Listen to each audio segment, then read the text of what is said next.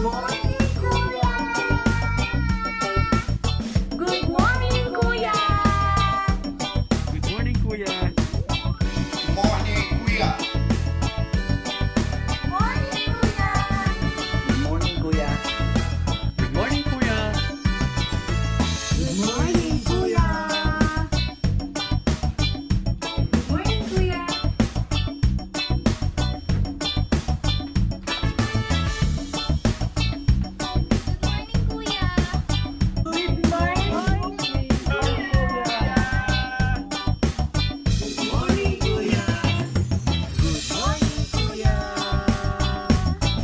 Good morning, Kuya.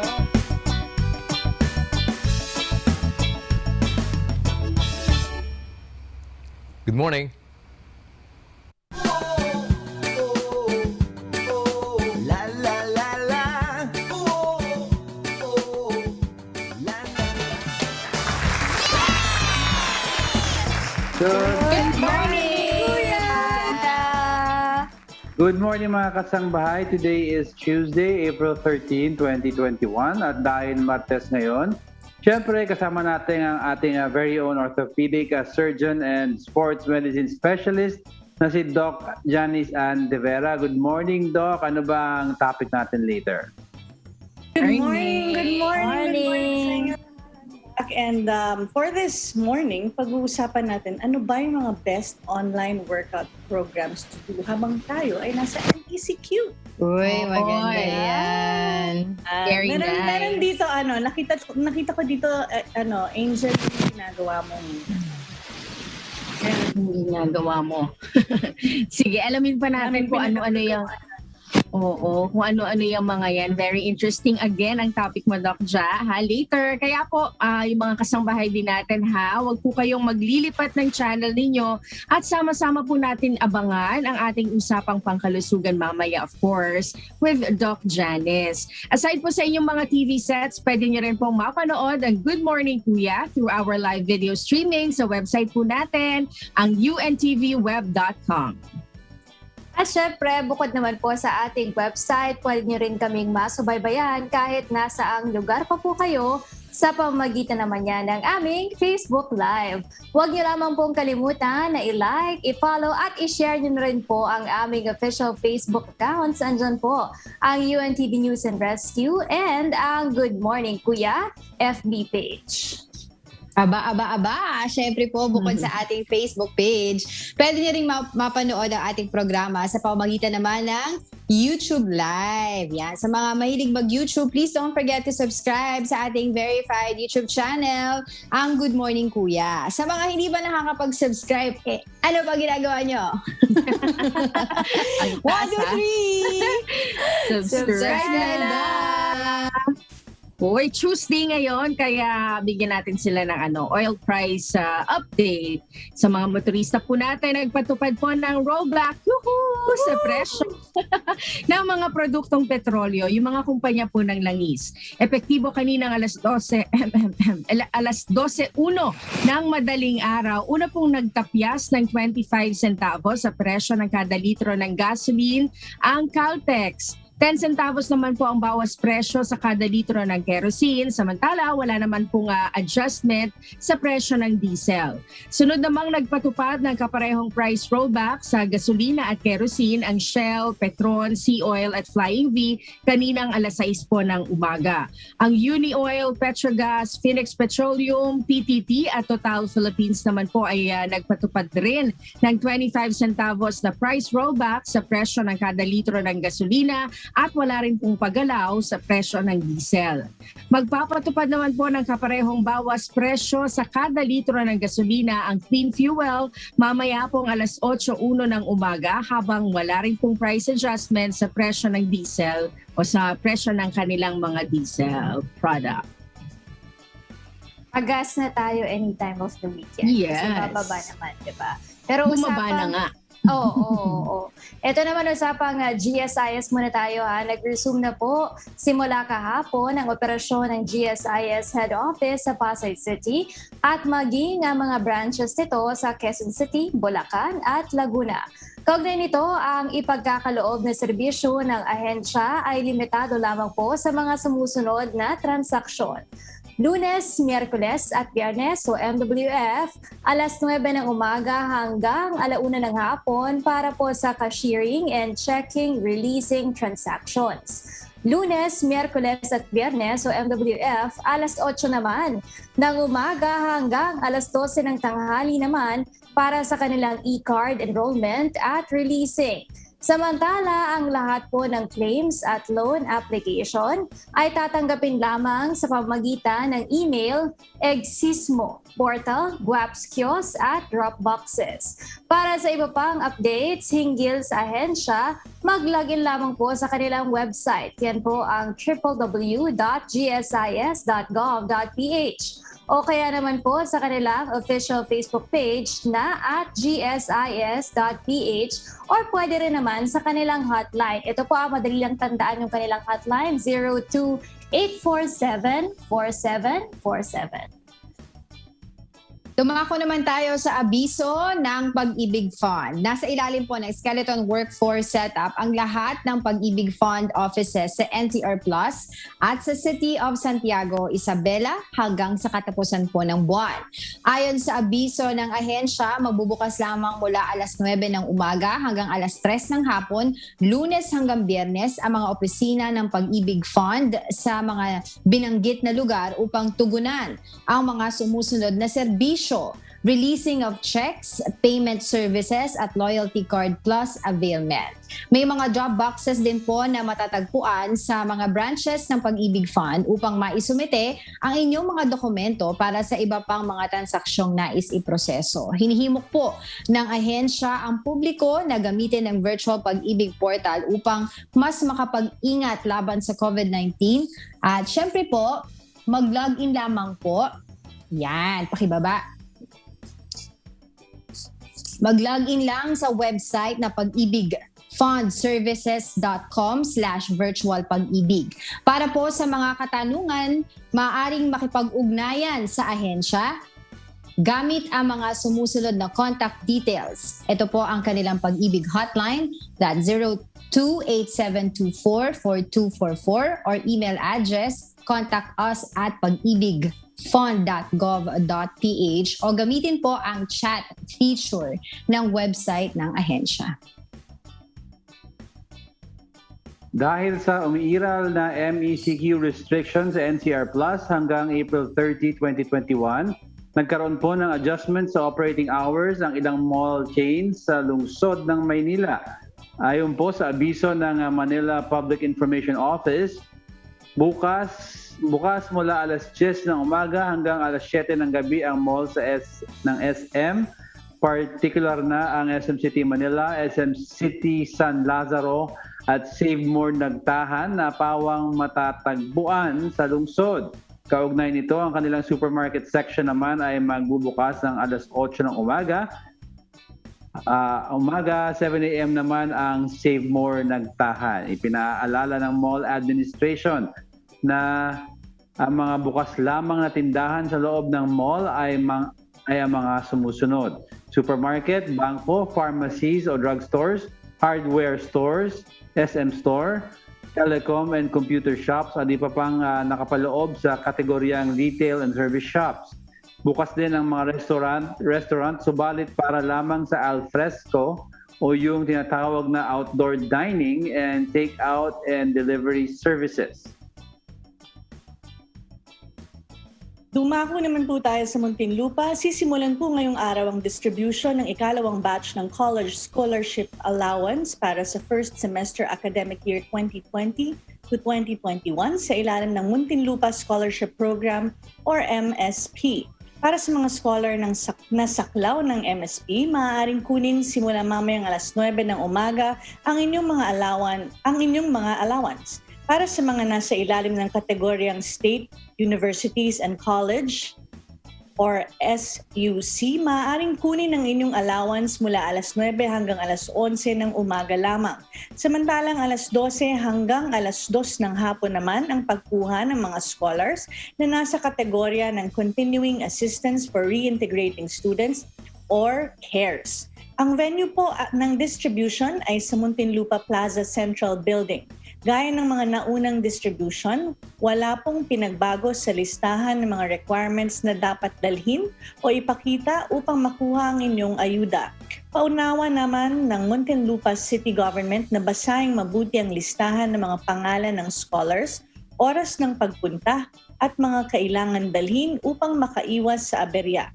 Samantala, mag-download ng Stay Safe application para sa inyong health declaration form, magsuot ng face mask at face shield at striktong sumunod sa physical distancing upang makaiwas sa pagkakahawa sa nakamamatay na COVID-19.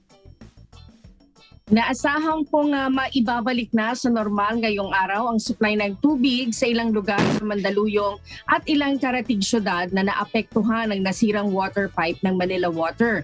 Tiniyak rin po ng water concessionaire na hindi ipapasa sa mga consumer ang halagang nawala dahil sa leakage. Alamin natin ang detalye kay Asher Cadapan Jr.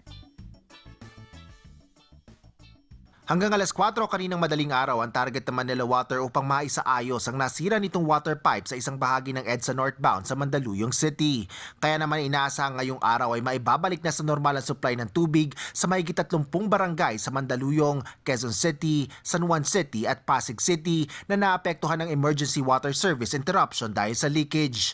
Ayon kay Manila Water spokesperson Jeric Sevilla, nasira ang tubo noong linggo ng gabi bunsod ng paghukay sa isang lugar ng isang third-party contractor na nag-i-install ng closed-circuit television o CCTV para sa Metropolitan Manila Development Authority. Pang-anim na beses na niyang nasangkot ang naturang contractor sa pagkasira ng water pipe ng Manila Water. Ito ang pangalawang insidente ngayong taon. Tiniyak naman ng Manila Water na walang dapat alalahanin ng mga consumer dahil hindi ipapasa sa kanilang na walang kita o gasto sa pagkukumpuni ng nasirang pipe. So kapag merong mga pipes tayo na damaged by contractors, then kumbaga sinisingil natin sila for the volume of water that was lost through the leakage and during the interruption period. Kahapon, nagpaikot ng mga water tanker ang Manila Water para makapagrasyon ng tubig sa mga apektadong lugar. Humihingi rin ng paumanhin ng water distributor lalo sa mga ospital na nawalan ng tubig. Bukod sa kawalan ng supply ng tubig, buong araw ring nagdulot ng mabigat na trapiko ang insidente sa northbound ng EDSA.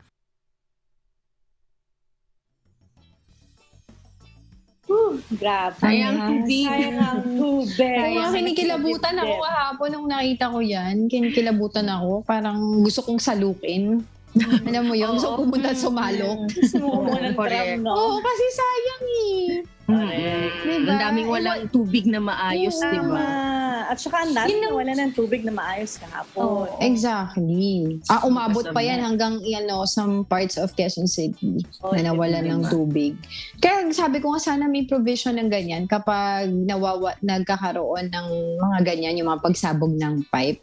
Doon sa side ng Manila Water na they'll be able to get it, save at least some of the water. Kasi alala nyo saan ba yun yung na-news din natin yun na sobrang ilang araw din yun na tumatalas yung tubig. Oo, as in mataas talaga yung tubig mo, parang fountain. Nakalimutan ko na kung saan yung lugar na yun. Ako rin. Diba? Sobrang sayang yung tubig. Pero so, sana merong how can they do that? I don't know. Correct. Oo. Ang funny dyan, di ba, kung narinig niyo yung part na sinabi sa news na 6 times na na-involve itong safety. Yes. Oo. Ganyan. Tapos kahapon, careless na. sabi ng daddy ko, dapat pag ganyan, nakikipag-coordinate siya sa different na mga agencies para malaman mo ano bang tatamaan ko dyan, ano bang meron dyan. Para maiwasan yung ganito na mga pangyayari. Kasi isipin mo, sobrang, di ba yung sinasabi nga ng mga ibang tao na naririnig ko sa mga news items kagabi, sabi ng mga tao ng interview, di bala nang mawala ng kuryente, wag lang mawala ng tubig. Ang hirap kaya. Lalo na yung mga hospitals, di ba? Oo. Hospitals na walang water. So, sana, dapat kung ako parusahan yung contractor na yan, hindi Oo, pagbayaran no? pagbayaran ng leakage, fine, tapos parusahan sila, wag na silang bigyan ng mga projects na kung ano. Diba parang it's so unfair na nananahimik yung pipe, tinamaan mo, samantalang pwede namang hindi mo siya tinamaan. Correct. Yeah, I get it if it's accident and etc. Pero kung if this is not the first time that it happens, Always diba? na lang. Pero talaga, sobra akong nangingilo ba tawag doon kahapon. Gusto ko talaga pumunta at salukan yung mga tubig dahil talagang sobrang sayang. Tapos may video lalabas. Ang host ng UNTV sa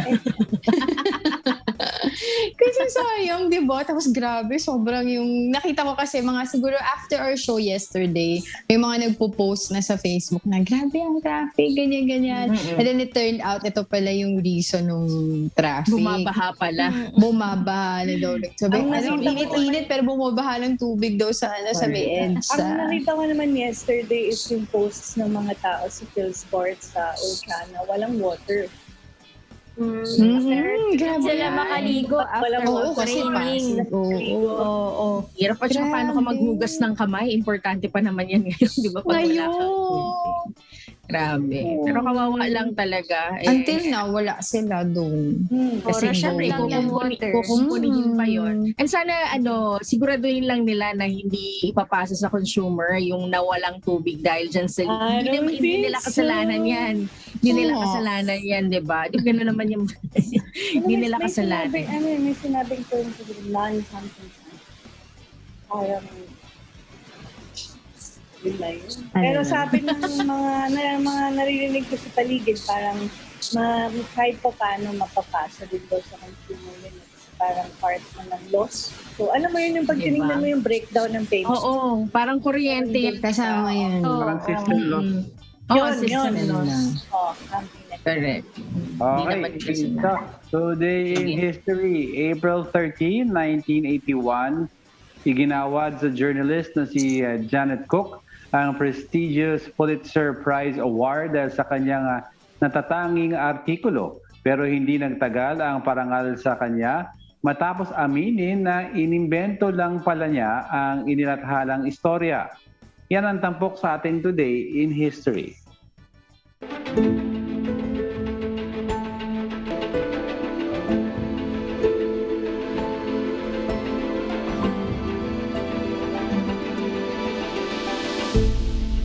April 13, 1981, nagwagi ng prestihiyosong Pulitzer Prize sa araw na ito ang journalist na si Janet Cook para sa kanyang kontrobersyal na artikulo tungkol sa batang nalulung sa ipinagbabawal na gamot.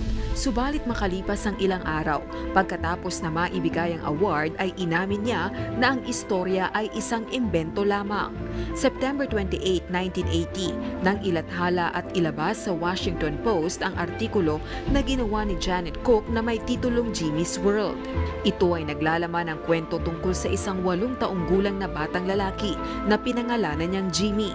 Ang bata ay isa umanong biktima ng lumalalang drug trade sa Washington, D.C. at nangangarap na maging drug dealer sa kanyang paglaki. Ang istorya ay naging kontrobersyal at maraming tao ang nagpipilit kay Cook na ihayag nito ang katauhan ng bata at ang lugar kung saan ito nakatira upang maabutan ng tulong. Napilitan lamang si Janet Cook na aminin na gawa-gawa lamang ang kwento matapos siyang hinga ng pruweba ng mga editor ng Washington Post. Nag-resign si Cook habang ang kanyang Pulitzer Prize Award naman ay ibinalik ng Washington Post.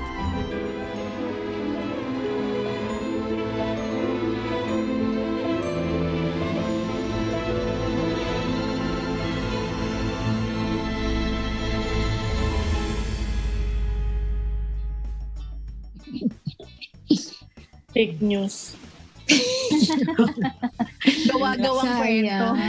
Gawa-gawang I'm sure kung nanalo yan, maganda yung pagkakasulat. Kaya lang. Sana nilagay nila sa fiction category. Correct. Tama ka dyan. Sana nag-ano na lang siya ng news ng cartoon. Ano ba yun? Yung mga cartoon comic strips. Ganyan. Comic strips. Oh my gosh. Tapos, Maganda sana yung story. Kaya, Ano na yan? Oo daw. Minsan kung parang sa korte, produce the body. Labas mo yung bata. Walang malabas. Walang malabas. Kasi wala pala. No photo never happens. Wala pala talaga.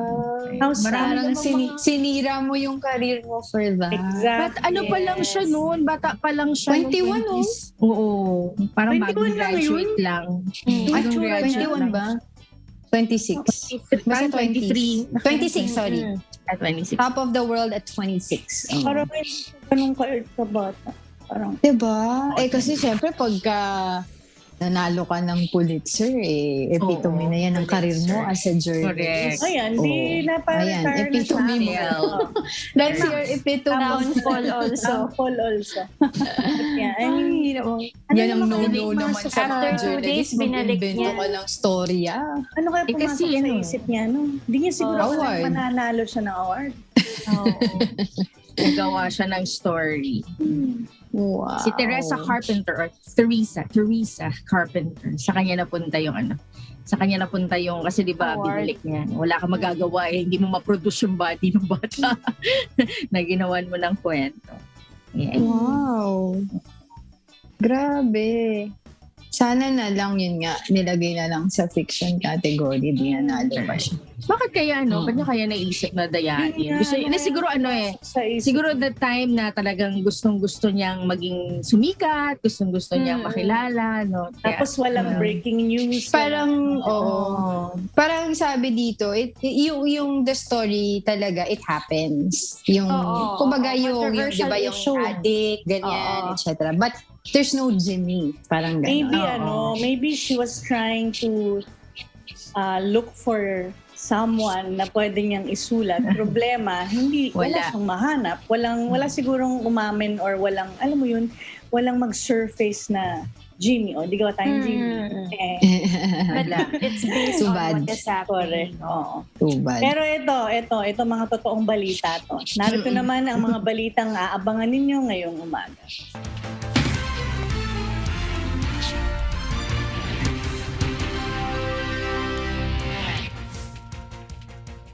Golf playing, motorbike riding at pagkawala ng ilang araw, ipinaliwanag ni Pangulong Rodrigo Duterte. panuntunan sa mga lugar na nasa ilalim ng Modified Enhanced Community Quarantine, bahagyang niluwagan. Outdoor dining at limitadong religious gatherings pinapayagan na.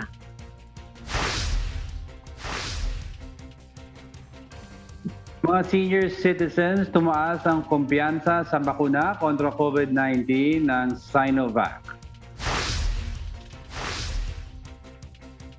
Umano'y korupsyon sa loob ng Department of Public Works and Highways, tuloy pa rin ayon sa Presidential Anti-Corruption Commission.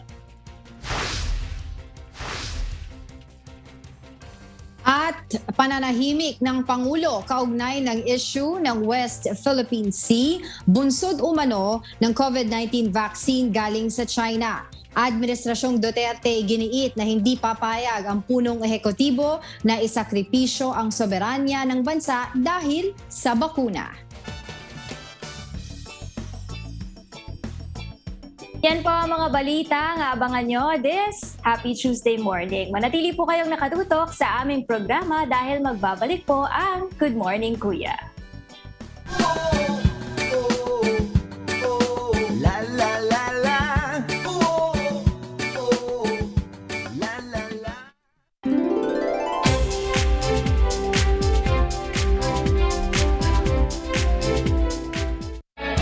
Good Morning Kuya would like to thank the following. Adlaan Optical, RBN Engineering and Development, BAP Construction and Development Corp, Liz Water Station Supplies and Installation,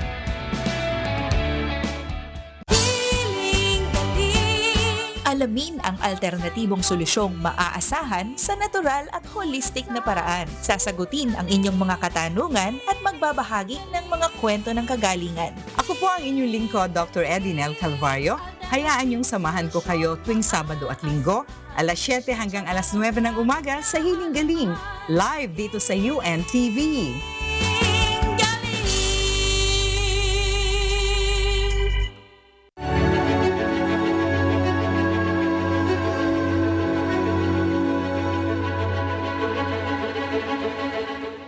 Marami ng pumuri at patuloy na nagbibigay pugay sa mga itinuturing nating mga bayani sa medical field na nasa frontline sa panahon ngayon.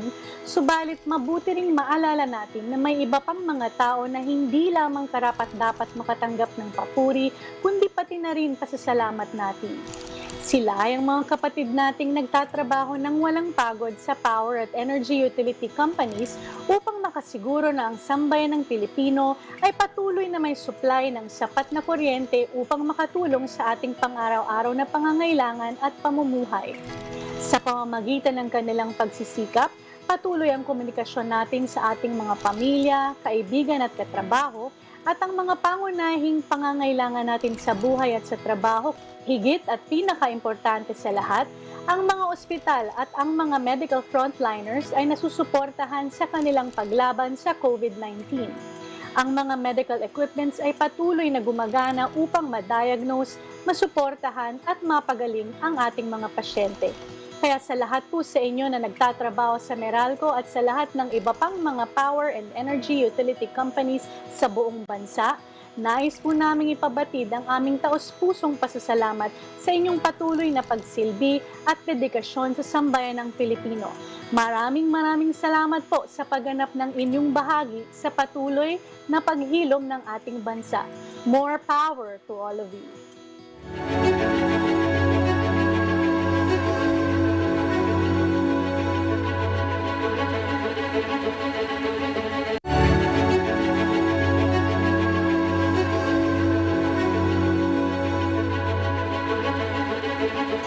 Hello po sa lahat po ng ating logistic service providers. Sana po ay nasa mabuti po kayong kalagayan.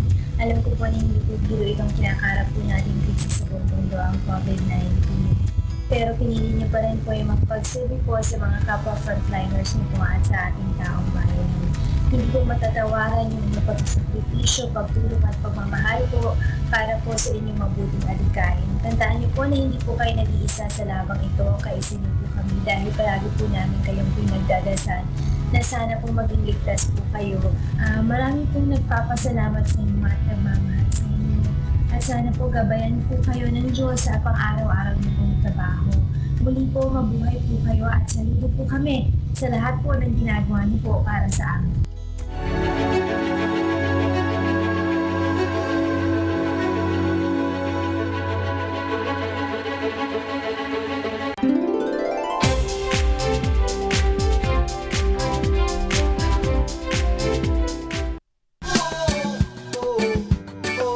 La la la la. La la la.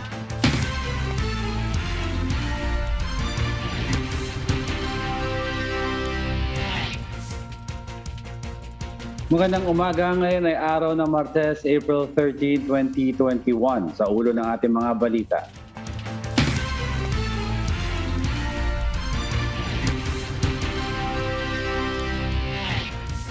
Golf playing, motorbike riding at pagkawala ng ilang araw, ipinaliwanag ni Pangulong Rodrigo Duterte.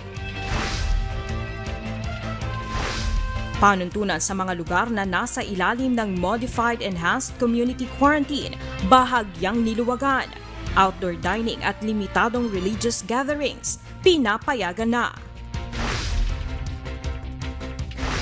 Mga senior citizen, tumaas ang kumpiyansa sa bakuna kontra COVID-19 ng Sinovac. Umano'y korupsyon sa loob ng Department of Public Works and Highways. Tuloy pa rin ayon sa Presidential Anti-Corruption Commission. At pananahimik ng Pangulo kaugnay ng issue ng West Philippine Sea. Bunsod umano ng COVID-19 vaccine galing China. Administrasyong Duterte, iginiit na hindi papayag ang punong ehekutibo na isakripisyo ang soberanya ng bansa dahil sa bakuna.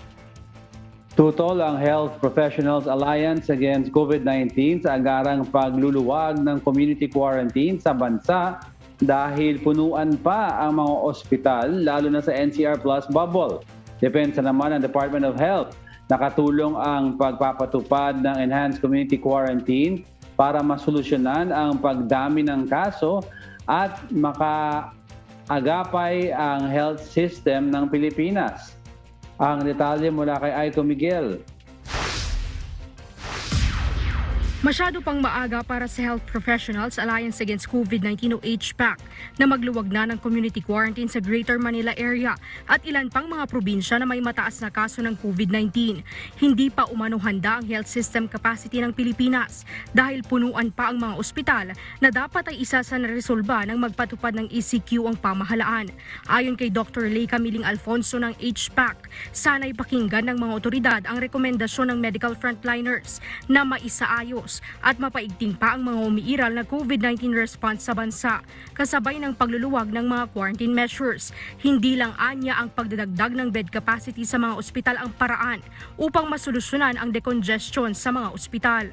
What we're seeing now and what we are hearing from our colleagues is that the hospitals are still overflowing. You just look in your social media feed, and I'm sure many of those people in the NCR have seen their friends or families, loved ones, they can't get hospitals, right? And they can't get in.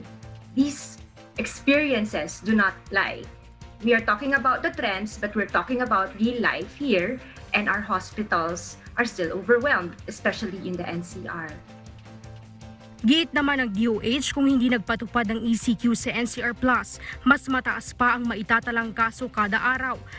Tutol din ng DOH sa pahayag ng HPAC na sayang ang 2 linggong ECQ dahil nagluwag na muli at hindi na solusyonan ang problema gaya ng hospital congestion.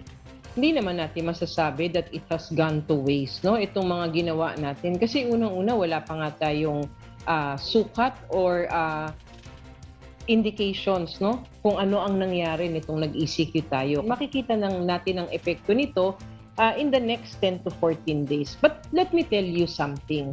Alam niyo po itong virus na ito, ang kanyang pagkalat o pagdami, exponential po siya. Samantala, bagaman bumaba na ang reproduction number ng NCR sa 1.24 mula sa 1.88 bago ipatupad ang ECQ, mataas pa rin ang case fatality rate sa bansa o dami ng nasasawi mula sa kabuang bilang ng COVID-19 cases na nasa 2.07%. Katumbas ito ng 200 death cases sa bawat 10,000 COVID-19 cases sa bansa.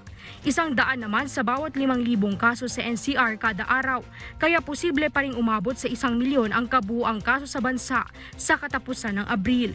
Samantala, sang-ayon naman ang Okta Research Team sa pagpapatupad ng MECQ dahil hindi naman pang matagalang solusyon ang pagpapatupad ng mas mahigpit na lockdown. If we retain GCQ, we would be already at 15 to 16,000 cases per day. Average yan. We were able to avoid that. Hindi pa lahat pababa, pero we're seeing a downward trend in some of the LGUs. Aiko Miguel, UNTV News and Rescue. Diyos ang aming sandigan. Serbisyo publiko ang aming pinahahalagahan.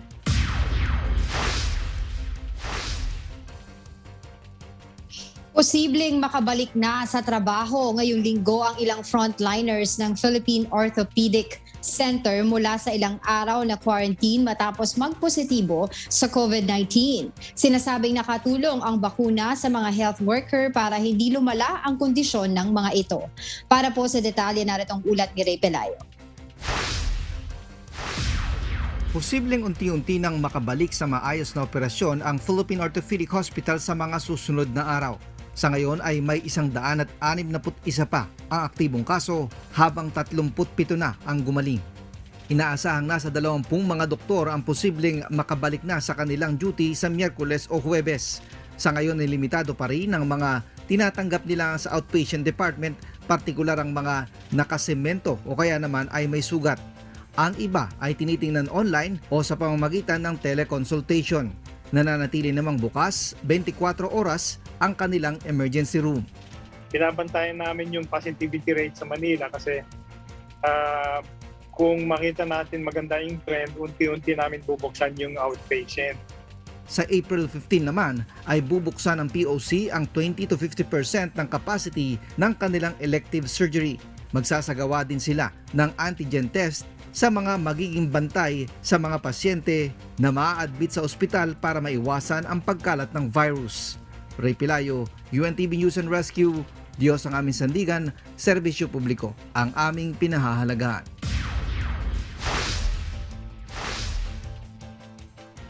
Suportado ng isang grupo ng mga hotel owners sa bansa ang suhestyon na gawing COVID-19 treatment at isolation facilities ang kanilang mga pasilidad. Ngunit ayon sa Philippine Hotel Owners Association, komplikado kung gagawing medical facility ang mga hotel dahil sa dami ng kakailanganin gamit upang masigurong matutugunan ng tama at maayos ang mga pasyenteng ilalagak dito. Ang detalye mula kay Asher Kadapan Jr. Hindi ganoon kadali at lubang magastos para sa pamahalaan kung gagawing treatment and isolation facility ang mga hotel sa bansa.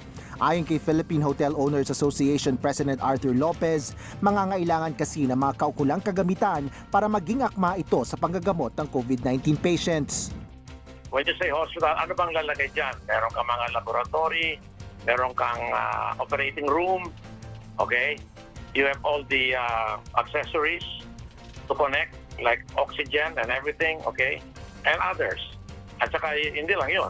Pag hospital yan, saan mo tatapon yung waste? It's complicated. Bukod dito, hindi rin maaaring italaga lang ang mga hotel worker bilang medical personnel at kung sakali, kailangan rin itong sumailalim sa kaukulang training. Magiging problema rin ang magiging quarantine facility para sa mga umuuwing overseas Filipino workers na inaasahan ng mga hotel owners na mas dadami pa sa mga susunod na buwan. Paliwanag ni Lopez, kailangang magbigay ang mga doktor ng malinaw na rekomendasyon kung paano isasagawa ang kanilang kahilingan na gawing ospital ang mga hotel. Sinubukan ng UNTV News and Rescue na kunin ang panig ng Philippine College of Physicians para bigyang linaw sana ang mga detalye ng kanilang panukala, subalit hindi pa ito nagpapaunlak ng panayam. Asher Kadapan Jr., UNTV News and Rescue, Diyos ang aming sandigan, serbisyo publiko ang aming pinahalagahan.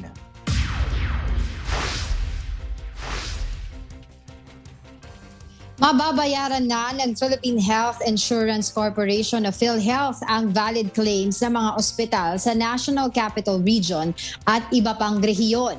Ayon kay Vaccine Czar Carlito Galvez Jr., gagamitin ang perang ibabayad ng PhilHealth sa dagdag na COVID beds ng mga ospital. Para po sa detalye, naritong ulat ni Nel Maribuhok. Malaking tulong umano ang gagawing pagbabayad ng PhilHealth sa 60% valid claims ng mga private at local government hospitals. Ito ay matapos kausapin ni Pangulong Rodrigo Duterte si PhilHealth President and CEO Dante Giran. Ayon kay Secretary Carlito Galvez Jr., nangako sa kanya ang mga ospital na ito na gagamitin ang perang ipambabayad sa kanila upang mapalaki pa ang kanilang mga COVID bed capacity at makapag-hire ng mga karagdagang staff. Yung pagbayad po ng PhilHealth ng more or less 9.577 billion for NCR Region 4 at saka Region 3 ay nangako po sila na mag-expand po sila ng kanilang mga ICU beds. Bukod rito, ayon kay Galvez, may mga hakbang na rin anya sila katulong ang Department of Public Works and Highways at private sectors para sa karagdagang COVID beds. So we will be needing 2,000 beds for severe and critical. Sa ngayon po, ang current inventory po natin ay 1,395 ICU beds. So nangangailangan pa po tayo ng total na 605 ICU beds. Magtatayo pa niya ang DPWH ng modular facility sa mga ospital na may espasyo pa. Ayon naman kay Department of Health Secretary Francisco Duque, pagdating sa mga government hospital, may nakalaang budget para sa karagdagang bed capacity. Nais naman ng Pangulo na mas mapabilis ang procurement para sa karagdagang pasilidad ng mga ospital. Ito ay sa gitna na rin ng paglobo ng kaso ng COVID-19. You buy without bidding? Is there a word for it again? Negotiated procurement.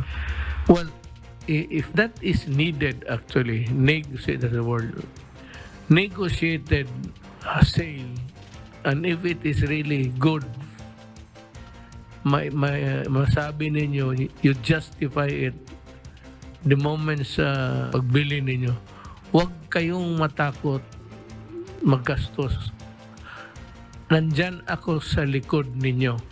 Nel Maribuhok, UNTV News and Rescue, Diyos ang aming sandigan, serbisyo publiko ang aming pinahalagahan.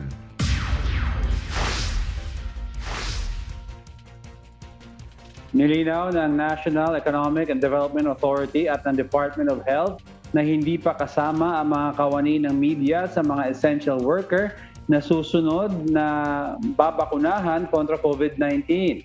Ayon sa NEDA at DOH, hindi kasama ang media personnel sa A4 sector na kinabibilangan ng economic frontliners. Ang detalye mula kay Aiko Miguel. Nakatakda na ring mabakunahan kontra COVID-19 ang mga kabilang sa A4 sector sa bansa. Kabilang dito ang mga manggagawang may malaking bahagi sa iba't ibang larangan o tinatawag na economic frontliners, gaya ng nasa transportation, security, food, service delivery, government workers, financial services, religious leaders, construction workers at maging overseas Filipino workers. Ngunit bagaman kasama sa hanay ng frontliners, hindi kasama sa grupo o classification na ito ang media. Media would be part of the B classification already together with the other workers in our society. But as what Yusek Rose have mentioned, if this will be discussed in the IATF and resolved na isasali, and then that would be something that we need to change or include into this framework. Gayunman, nasa interagency task force na ang pagpapasya kung iaakyat sila ng kategorya ng A4 na kasalukuyang nauuna sa prioridad na mabakunahan. It will now be up to the IATF. So as per the recovery cluster, ang tiningnan kasi nga namin yung mga those who cannot have their own bubble, those who cannot work from home, mga ganang tipo na na sectors. Ang final say naman nito is the IATF. So doon nila i-propose. Samantala, hinihikayat naman ng NEDA ang mga kumpanya at ahensya na mag-issue ng Certificate of Eligibility sa mga kabilang sa A4 sector bilang katunayan na sila ay kasama sa mga maaari ng mabakunahan pagkatapos ng A2 at A3 o mula sa hanay ng mga senior citizen at mga may comorbidities sa bansa. Aiko Miguel, UNTV News and Rescue. Diyos ang aming sandigan. Serbisyo publiko ang aming pinahahalagahan.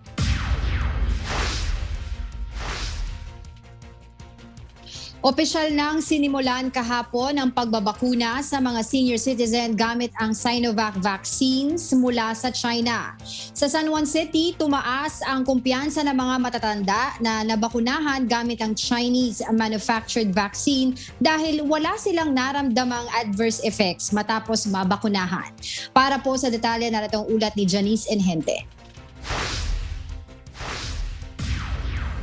Isa si Tate Rodrigo Malig, 69 na taong gulang sa mga senior citizens sa San Juan City na nabakunahan kahapon gamit ang Sinovac vaccine. Imbis na matakot sa bakuna, mas nangamba pa siya na baka hindi siya makapasa sa mga babakunahan dahil sa sakit nito sa baga. Tumaas rin ang kumpiyansa nito sa bakuna dahil naging maayos naman ang kanyang pakiramdam matapos makatanggap nito. Wala, parang inaantok. Okay lang to kasi siyempre kagabi medyo excited ako, medyo hindi ako masyado makatulog kagabi. Huwag silang matakot, kailangan magpabakuna sila para sa proteksyon din sa katawan nila. Liban kay Tatay Rodrigo, nagpabakuna rin ng Sinovac vaccine ang mag-asawang Tess at Buddy Santos. Ayon kay Lola Tess, mas maiging magpabakuna na sila upang hindi sila makadagdag pa sa magiging dahilan ng pagdami ng kaso ng COVID-19. Yung asawa ko, 91 years old, sabi niya, hindi na ako magpapagbakuna kasi matanda na ako. Sabi ko, magpabakuna ka because you will be a spreader. Yeah. So, protection sa amin and sa yung tao na ma-encounter namin. Wala rin aniya silang naramdamang mag-asawa na anumang adverse effect matapos silang mabakunahan. Samantala, nilinaw naman ni San Juan City Mayor Francis Zamora na hindi pipilitin ang mga senior citizen na ayaw magpabakunan ng Sinovac vaccine. Malalaman natin ngayon kung marami bang tatanggi o maraming tutuloy sa pagbabakuna. Now, we give us a few days to gauge kung ano yung magiging acceptance level ng Sinovac. But I'm here also to observe and to see kung ano magiging reaction ng ating mga senior citizens. Nasa 1,088 na ang nabakunahang senior citizens sa San Juan City gamit ang bakunang AstraZeneca, habang nasa higit 100 senior citizens naman sa lungsod ang nagpabakuna kahapon gamit ang Sinovac vaccine. Janice Enhente, UNTV, News and Rescue. Diyos ang aming sandigan, serbisyo publiko ang aming pinahahalagahan.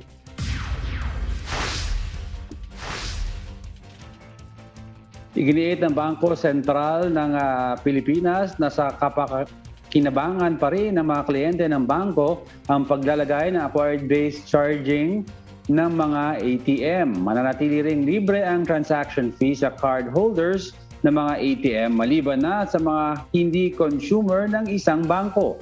Ang detalye mula kay Marvin Calas. Para sa isang labor group, insensitive at hindi katanggap-tanggap para sa mga manggagawa lalo na ngayong panahon ng pandemya ang paglalagay ng acquired-based fee charging o ABFC sa mga ATM. Sabi nila, itataas yung interbank na mga charges lalo sa ATM kasi nga daw para mag-compute ang mga bangko. Kalokohan ito. Kasi naman yung i-suspend na hindi mo na ipatupad yun habang merong pandemic.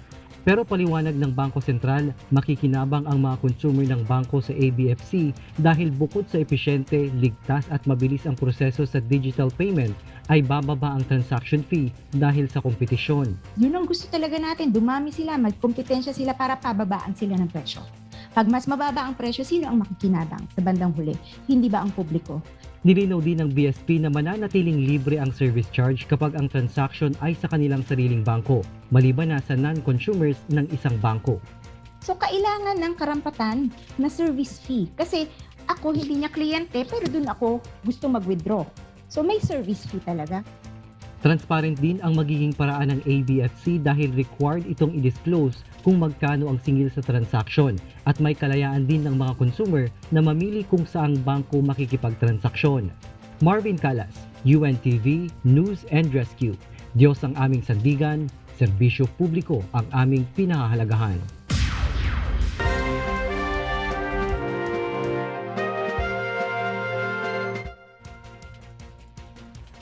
Nakapagtala ang Ontario, Canada ng bagong record high cases ng COVID-19 nitong nakaraang linggo. Samantala, ipinatupad ng Ontario government ang bagong emergency orders sa mga ospital upang mapigilan ang paglugmok ng health system ng probinsya. Para po sa detalye, naritong ulat ni Bianca Quijano, live mula sa Toronto, Canada. Bianca, go ahead. Good morning, Kuya. Good morning, Angela. Naitala noong linggo ang pinakamataas na bilang ng kaso ng COVID-19 sa Ontario, Canada mula nang magsimula ang pandemya at umabot ito sa 4,456 cases. Karamihan sa mga kasong ito nasa hotspots sa Greater Toronto Area na pinaka-populous na lugar sa probinsya na may 5.19 million na residente. Sa kauna-unahang pagkakataon mula nang magsimula ang pandemya, lagpas sa 600 ang mga pasyente na nasa intensive care unit o ICU. Inaasahang aabot naman sa 800 ang ICU capacity araw-araw ayon sa pinakahuling modeling data. Naglabas ng 2 emergency orders ang Ontario government upang madagdagan ang critical care capacity at upang maiwasan pa ang paglala ng third wave. Una, ipinag-utos ng gobyerno na ipagpaliban iiwan muna ang mga elective o non-urgent surgeries sa mga ospital. Ikalawa, maaaring ilipat ang mga pasyente kahit walang consent sa ibang ospital sa oras na magkaroon ng biglang pagtaas ng kaso ng COVID-19 sa probinsya. Ayon sa mga health officials, ang hakbang na ito ay inaasahang makapagbibigay ng hanggang 1,000 bed capacity. Sa kasalukuyan ay 386,608 ang total COVID-19 cases sa probinsya, 619 ang nasa ICU, 346,239 ang recovered at 7,552 na ang total death count. At yan muna ang latest mula dito sa Toronto, Canada. Balik sa inyo dyan sa Pilipinas. Yes, Bianca, as we can remember, no, ang Canada ang isa sa mga naunang nag-inoculate sa kanilang mga residente and they have a decent amount of vaccine. So I was wondering, kamusta na ito? Anong update dito sa pag-vaccine sa kanilang mga residente and how come tumataas yung bilang ng mga COVID-19 cases? And of course, yung mga matitindi din yung symptoms ng mga nagkakaroon ng COVID-19 dyan sa area ninyo, Bianca? Yes, Angela, no, sa ngayon, 19.35% na ng mga Canadians ang naka-receive ng at least one dose ng COVID-19 vaccine, no? And so far, ang mga navavaccinate na ngayon dito sa Canada ay ang mga frontline healthcare workers at ang mga senior citizens. At kanina lamang dito nga sa Ontario, dahil patuloy ang pagtaas ng kaso ng COVID-19 during this third wave, in-announce na ng Ontario government na ang mga residents dito sa Ontario, 18 years old and above, will now be eligible to schedule their COVID-19 vaccines. No, before this was only exclusive to senior citizens. So this is especially for those who live in hotspots tulad dito sa Toronto area.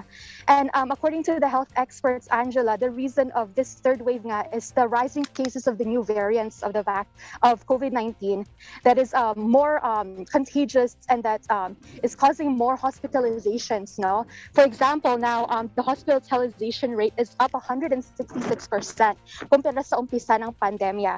At sa ngayon, ang mga new strains or new variants ng COVID-19 is slowly becoming the more common variants. No, so for example, here in Ontario only we have 16,000 cases of the B117 variant that was first reported in the UK, 81 cases of the B1351 first reported in South Africa, and 140 cases of the P1 variant first reported in Brazil. So eto, Angela, talaga itong mga new variants is the reason why the cases are more serious and why the ICU units here in Ontario are being overwhelmed with these new cases of COVID-19, Angela. Alright, sige. Patuloy kami makipag-ugnayan sa'yo sa issue na yan. Maraming salamat. Mag-ingat kayo dyan, Bianca Quijano, live mula sa Toronto, Canada. Sinimulan na sa Japan ang pagbabakuna laban sa COVID-19 para sa mga elderly o mga nasa edad 65 pataas. Alamin natin ang detalye sa ulat ni Nerissa Dando. Nasa 36 million Japanese elderly o age 65 years old pataas ang tinatayang babakunahan ng COVID-19 vaccine sa Japan. Sila ang pangalawang grupo na nasa inoculation scheme ng gobyerno sunod sa mga health workers at bumubuo ng 29% ng population ng Japan.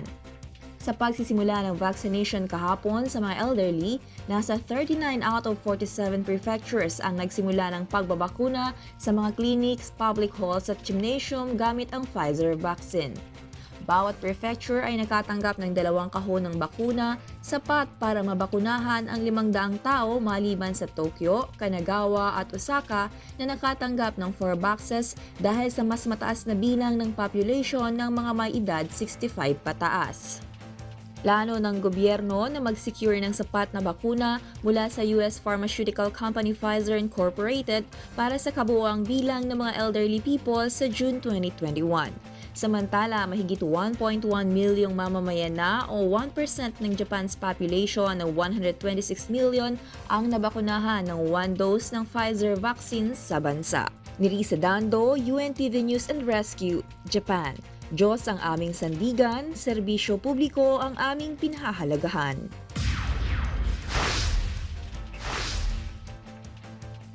Sa iba pang balita, kinumpirma ni Presidential Anti-Corruption Commission Chairman Greco Belhica na patuloy ang umanay mga katiwalian sa loob ng Department of Public Works and Highways o DPWH. Ito ay sa kabila ng pagpapatalsik sa pwesto ni Pangulong Rodrigo Duterte sa ilang district engineers ng ahensya na sinasabing sangkot sa maanumalyang mga proyekto.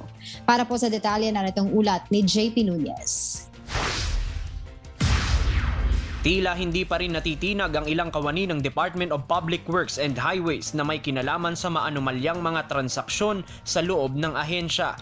Sa pag-iimbestiga ng Presidential Anti-Corruption Commission, natuklasan na tuloy pa rin anila ang katiwalian sa ilang mga empleyado na pinaniniwala ang nasa likod ng mga questionabling transaksyon sa ilang proyekto. Sa ngayon, ang mga reklamo na sinisiyasat namin ay nagtuturo na ang ganitong pamamalakad ay patuloy na nagaganap. May mga diretsyong testimonya na mga galing sa contractors, barangay at local government officials at mga testimonya ng ilan sa inyong mga kawani na nakalap namin sa aming mga investigasyon. At upang mapaigting pa ang kampanya kontra katiwalian sa DPWH, maglalagay ang PACC ng command centers mula sa national hanggang local level ng DPWH. Dito mahigpit na babantayan ang mga sumbong laban sa mga opisyal at kawani ng ahensya na dawit sa korupsyon upang agad na mapatawan ng kaukulang parusa ang sinumang mapatutunayang nagsasamantala sa pera ng taong bayan. Babala ng PACC, mahigpit nilang ipatutupad ang one-strike policy sa sinumang mapatutunayang nasa likod ng mga katiwalian sa DPWH. We will press all our powers and authority to make sure, as instructed by the President, that no one gets away with these illegal activities. JP Nunez, UNTV, News and Rescue. Diyos ang aming sandigan, serbisyo publiko ang aming pinahahalagahan.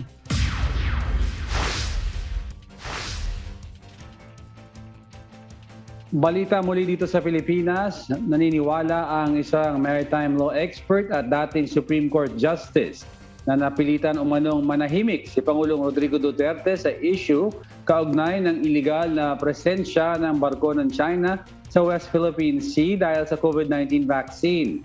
Pero giniit ng administrasyon na hindi papayag ang punong ehekutibo na isakripisyo ang ating soberanya ng dahil sa bakuna. Ang detalye mula kay Dante Amento. Nananatiling tahimik si Pangulong Rodrigo Duterte sa isyu kaugnay ng presensya ng mga barko ng China sa Julian Felipe Reef na sakop ng ating exclusive economic zone. Ayon kay UP professor at maritime law expert Attorney J. Batumbakal, posibleng dahil ito sa bakuna na mula sa China. Kamakailan lang ay 1 milyong doses ng Sinovac ang ibinigay ng China sa Pilipinas. Tingin ko kahit naman siya magbago ng posisyon, kahit siya magsalita, hindi rin naman magbabago yung supply situation natin sa vaccine. Sa isang panayam kay retired Supreme Court Justice Antonio Carpio, sinabi rin ito na hindi natin magagawang depensahan ang ating teritoryo at maritime zone kung nakadepende tayo sa bakuna ng China. Sinabi naman ng Naval Affairs expert mula sa Singapore na si Dr. Colin Ko Swee Lian na tinitimbang umano ng Pangulo ang tugon na hindi makakaapekto sa ugnayan ng bansa at China. Pero binigyang diin ng Administrasyong Duterte na hindi papayag ang Pangulo na isakripisyo ang ating soberanya dahil lamang sa donasyong bakuna. Don't test this president, believe me. Mapapasubo kayo dyan. Kaya alisin nyo na lang.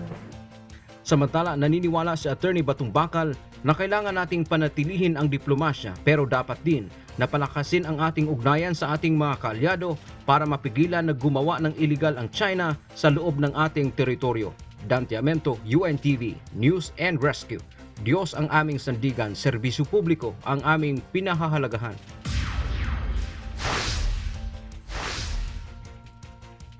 Maaaring umaksyon na mag-isa ang Amerika sa tensyon sa West Philippine Sea. Ito ay kahit hindi in-invoke ng Pilipinas ang bilateral defense treaty nito sa US. Para po sa detalye, daritong ulat ni Nel Maribuhok. Nag-usap na ang defense officials ng Pilipinas at Amerika ukol sa pagpapalakas ng kooperasyon ng dalawang bansa ng seguridad sa West Philippine Sea. Ito ay sa gitna pa rin ng tensyon sa rehiyon dahil sa agawan ng teritoryo. Ayon sa security expert na si Dr. Romel Banlawi, hindi kailangang i-invoke ng Pilipinas ang Mutual Defense Treaty sa Amerika upang makialam na ito sa ginagawang pag-angkin ng China sa mga pinag-aagawang teritoryo sa South China Sea.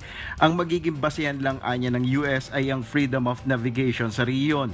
Kahit na walang mutual defense treaty ay pwedeng gumawa ng military actions yung US kung sa tingin niya ay natitreten yung freedom of navigation sa area na yan. Pero dapat maging handaan niya ang Pilipinas sakaling tumaas ang tensyon at manghimasok na talaga ang US sa territorial dispute. At dahil nga meron tayong mutual defense treaty, kahit na hindi natin kagustuhan, kung na-involve ang Estados Unidos, ay malamang ay mai-involve ang Pilipinas sa anumang military activities na magaganap sa South China Sea. Ayon kay Senator Panfilo Lacson, ang defense pact na ito ay armas ng bansa upang maprotektahan ng pangingisda. Para kay Senator Richard Gordon, dapat magkaroon ng maraming military exercises sa rehiyon sa pamamagitan na rin ng Visiting Forces Agreement. Nananatili naman ang posisyon ng Malacanang na re-resolbahin ang issue sa West Philippine Sea sa diplomatikong pamamaraan. Nel Maribuhok, UNTV News and Rescue, Diyos ang aming sandigan, serbisyo publiko ang aming pinahahalagahan.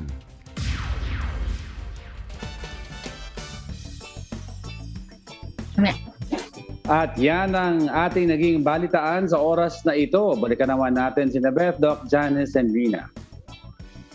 Thank you so much. Thank you, Thanks.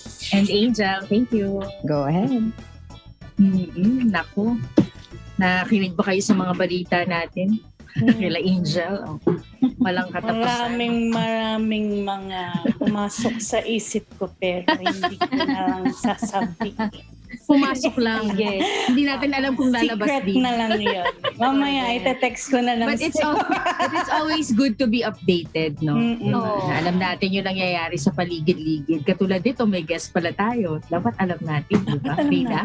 Oo, maganda yung topic natin. Wait, tignan mo. Pare-pare na-realize ko lang, pare-pare tayo naka-blue. Cute. Yes. Go ahead. Tama. Doreen.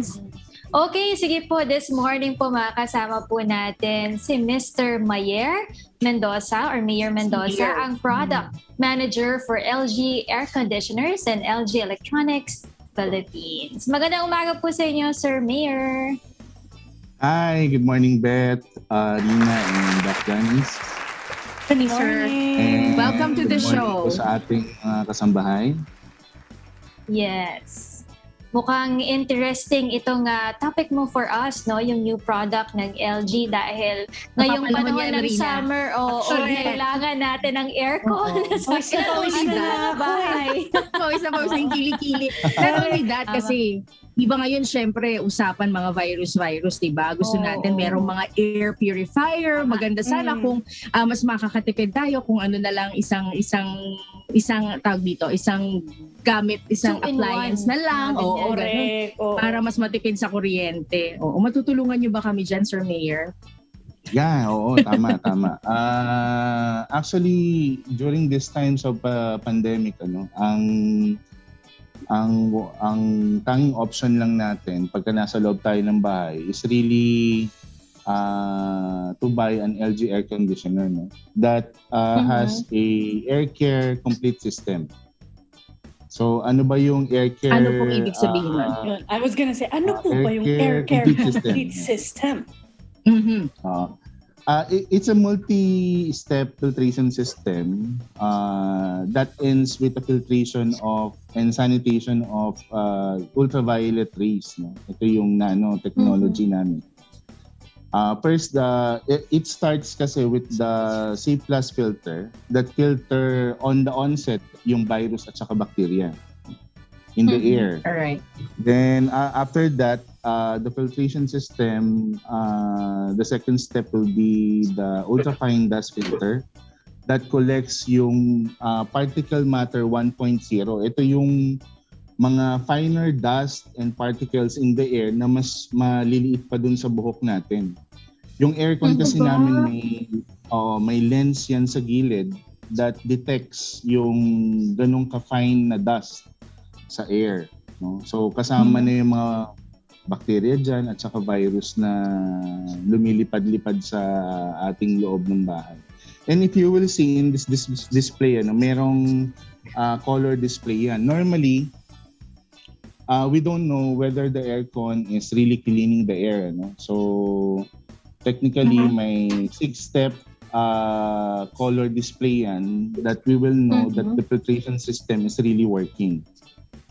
No, so after the fine dust and the PM 1.0 filter, merong allergy filter din yan. It was certified by This is Allergy Foundation. So yung mga sensitive naman sa allergens like pollens, dust, yung dust, yan. Mapi-filter din yung ating aircon. Yeah. And then lastly, yung Sir, kanina yung sinasabi ko sa inyo. Sige. Yeah. Lastly, yung sinasabi ko kanina na yung bagong technology ni LG is yung ultraviolet nano. So, eto naririnig niyo na siya, no? Actually nakikita niyo na rin siya in some malls, ano. And the ultraviolet rays, it's already proven to kill really bacteria and virus, no? So, and we have test results that proves that it can kill even the current virus that causing us pandemic. So, yan yung technology ng ating top-of-the-line model, which is APX.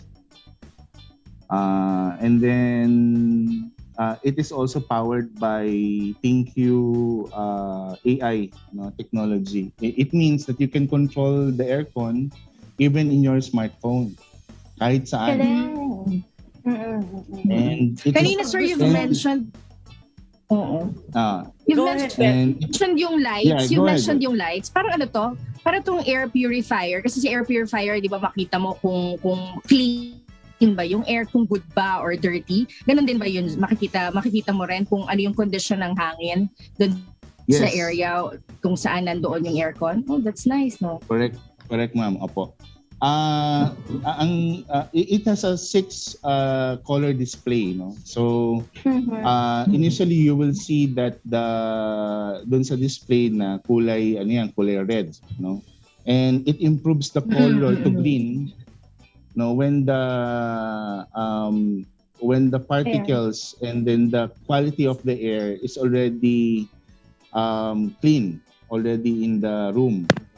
So meaning, yung sensor natin, na-detect niya na wala ng fine dust at yung ibinubugan niyang hangin, it's already pure, no, and clean. You've also mentioned, sir, na itong aircon na ito is pwede nating i-control to our smartphones, no? Paano po ba ito nakokontrol? What can they download para makontrol ito ka air conditioner na ito? Yeah, okay. You must download an LG ThinQ app sa ating Google Store, no? Sa Play Store. So this application enables you to control your aircon kahit nasaan ka. So let's say for example, pauwi ka, galing ka opisina or galing ka ng labas, and when you arrive home, gusto mo malamig na. You can control it through your smartphone. Para pagdating mo sa bahay, malamig na yung room. And then you can also check yung electricity consumption, yung filter usage, and so on and so forth. Maraming information na makakatulong sa iyo that the ThinQ application can tell you. Sir, can I just ask, no? So that being a purifier, an air filter also, meron ba siyang, kumbaga, mas malakas ba siya mag-consume ng electricity compared to a regular na inverter aircon, or pareho lang siya, or mas matipid ba siya? Actually, sa market now, we are communicating that we save around up to 70% energy saving. So when you operate this particular model, it will consume you only 2 or less than 2 pesos per hour. Per hour. So kahit na yes. may air purifier siya, matipid pa rin siya. So walang significant na increase sa iyong magiging electric bill. Okay, that's nice. 2 pesos per hour, anong setting na? Anong temperature yan, sir? Nasa 25 yung room temperature ang setting. Ang advisable namin is nasa 25 degrees. Kulang kay Bethel, mainit. Mura yun kasi others are saying 8 pesos. Yung ganun yung parang ganun yung measurement. Na parang Meralco's also using that 25 din. Yeah. Parang yung iba 8 pesos o 8 pesos per hour. At 25, mura. Matipid 2 pesos at 25. Very nice, oo. So, yes, nice. For those yung hour, pala, question ko lang lang kay Rina, dun sa tanong ni Rina, yung thank you, yung sabi nyo, kapag meron akong, kunwari, yung aircon, I have aircon, kasi alam ko, na-feature nyo na rin before yung, yung refrigerator na gumagamit din ng thinking, tama ba? O yung washing machine. Kapag katulad namin, ang TV namin, LG, kung bibili ako nitong, nitong aircon na to, di ba? Yung sa thank you, isang app lang for all your, appliances na LG. Oh, that's very nice. Pagdating mo, bukas na yung TV. Pagdating mo, bukas na yung aircon. Next month, malaki na kuryente mo. Joke lang. Pero maganda yung okay yung sinasabi nga niya kasi like kunyari, nasa labas ka, tapos init na init ka, diba? So pagdating mo, pwede mo na i-on yung aircon malamig na. Tsaka clean na yung air filter na. So I think it's a very important thing. May sumisigaw dito na sa banyo. Pag bumili ka ba ng fridge, may discount? Mamaya aircon pa pinag-uusapan. Mamaya tanongin natin ng discount. So yun po, your answer is yes for all your LG appliance. Correct that's po. Nice. Actually, currently we are implementing this promotion so to help our buyers out there.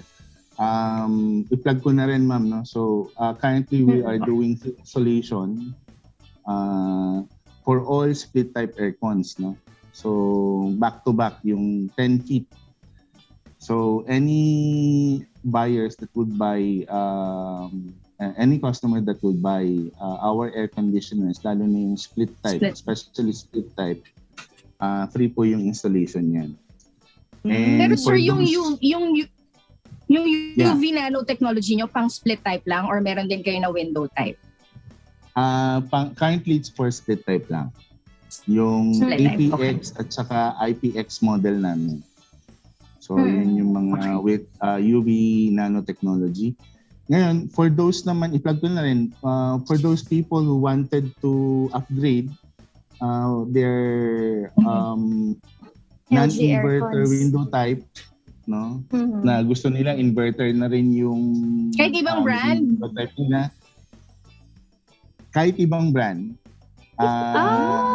They wanted to upgrade, Okay. So from non-inverter window type aircon, then they wanted to upgrade to inverter window aircon. Meron po kami line ng window type inverters na rin, And these are powered by also ThinQ. With ThinQ application na rin siya with ThinQ technology. That's nice. So all of this is equipped by inverter technology. It means you can save also 70%, up to 70% in your energy saving. Sir, with regard naman dun sa presyo ng inyong bagong technology na aircon, is it significantly different from yung previous ones na walang air purifier? Kasi alam naman natin mga split types, medyo mas expensive talaga siya compared sa regular na window type aircons. Pero ngayon na in-add-on natin yung air purifier, sobrang laki ba ng jump ng presyo o halos hindi siya nagbago? Kasi syempre, yun yung isa sa mga unang iisipin ng mga bibili, diba? Parang kahit magandang air purifier mo, kung doble naman yung presyo, mapapaisip ka. So, depende sa capacity. So, malaki po ba yung difference ng presyo na itong may air purifier at may UV nano filter? Actually, we have two choices. So if you wanted a very sophisticated model, no, yung 1 horsepower namin is around 53,999, almost 54. But this is a combination of air purifier na may ultraviolet technology and then air conditioner na inverter. So Okay. It's and not then so bad. If meron namang buyers tayo na medyo nagtitipid pero Malaki-laki yung they kwarto. wanted yung medyo affordable, meron tayong sumunod na model which is IPX model na 47,999 lang. For 1 horsepower. For 1 horsepower po yan. Normally, sana mga 2 horsepower. Oo, yung 1 horsepower na IPX something, may air filter din siya? Meron din po. That's not so bad actually. Ionizer, yes. Okay. Ionizer naman yung It's not so model bad. It's actually, I think it's cheap. Kasi if I remember it right, the presyo naman talaga of inverter aircons nasa 50,000-60,000. Wala pang air. Depende sa horsepower. Correct. I'm talking about yung mga 1 horsepower din. No? So, syempre, pag mas malaki yung horsepower, di mas mahal din. Mas mahal. Mas malaki Pero yung that's, floor I area, think mas it's very malaki yung horsepower. competitive. Per area. Correct. Yes. Oo. So, I think that presyo is very competitive actually. By And saying actually, that, yung Sir units- Mayor. Go ahead. Actually, yung units, you don't have to turn on yung aircon, no? Yung air conditioning function niya to enjoy yung purest air, yung cleaner air, no? You just turn on the indoor unit. So you can enjoy the purification and So you can leave it on 24 hours, the purification, and then just turn on the aircon pag matutulog ka na. That's really nice. Yes, That's nice. That's very nice. So- Tapos yung consumption, sir, yung consumption ng electricity with the purifier on without the aircon on, how much is it? very small lang. Because Very minimal I lang. think Okay. walang 100 watts yung operation ng purifier lang. Kasi fan lang yung umiikot. Fan lang. Okay, Saka that's yung UV nice. light sa loob. Yan. So that's good kasi kasi I was thinking a while ago, if you don't turn the aircon on, bale wala Hindi din purifier. gagana. Oo. Pero now that you said na works on even if its you own. don't have the aircon on, naka-on yung filter, yung purifier, that's really nice. Okay. Yes. For sure, maraming interesado, no? Sa mga clinic, mga ospital, Correct. Maganda yan. For sure, maraming naging interesado dyan dahil yung presyo na banggit ni Sir at saka talagang maganda yung technology.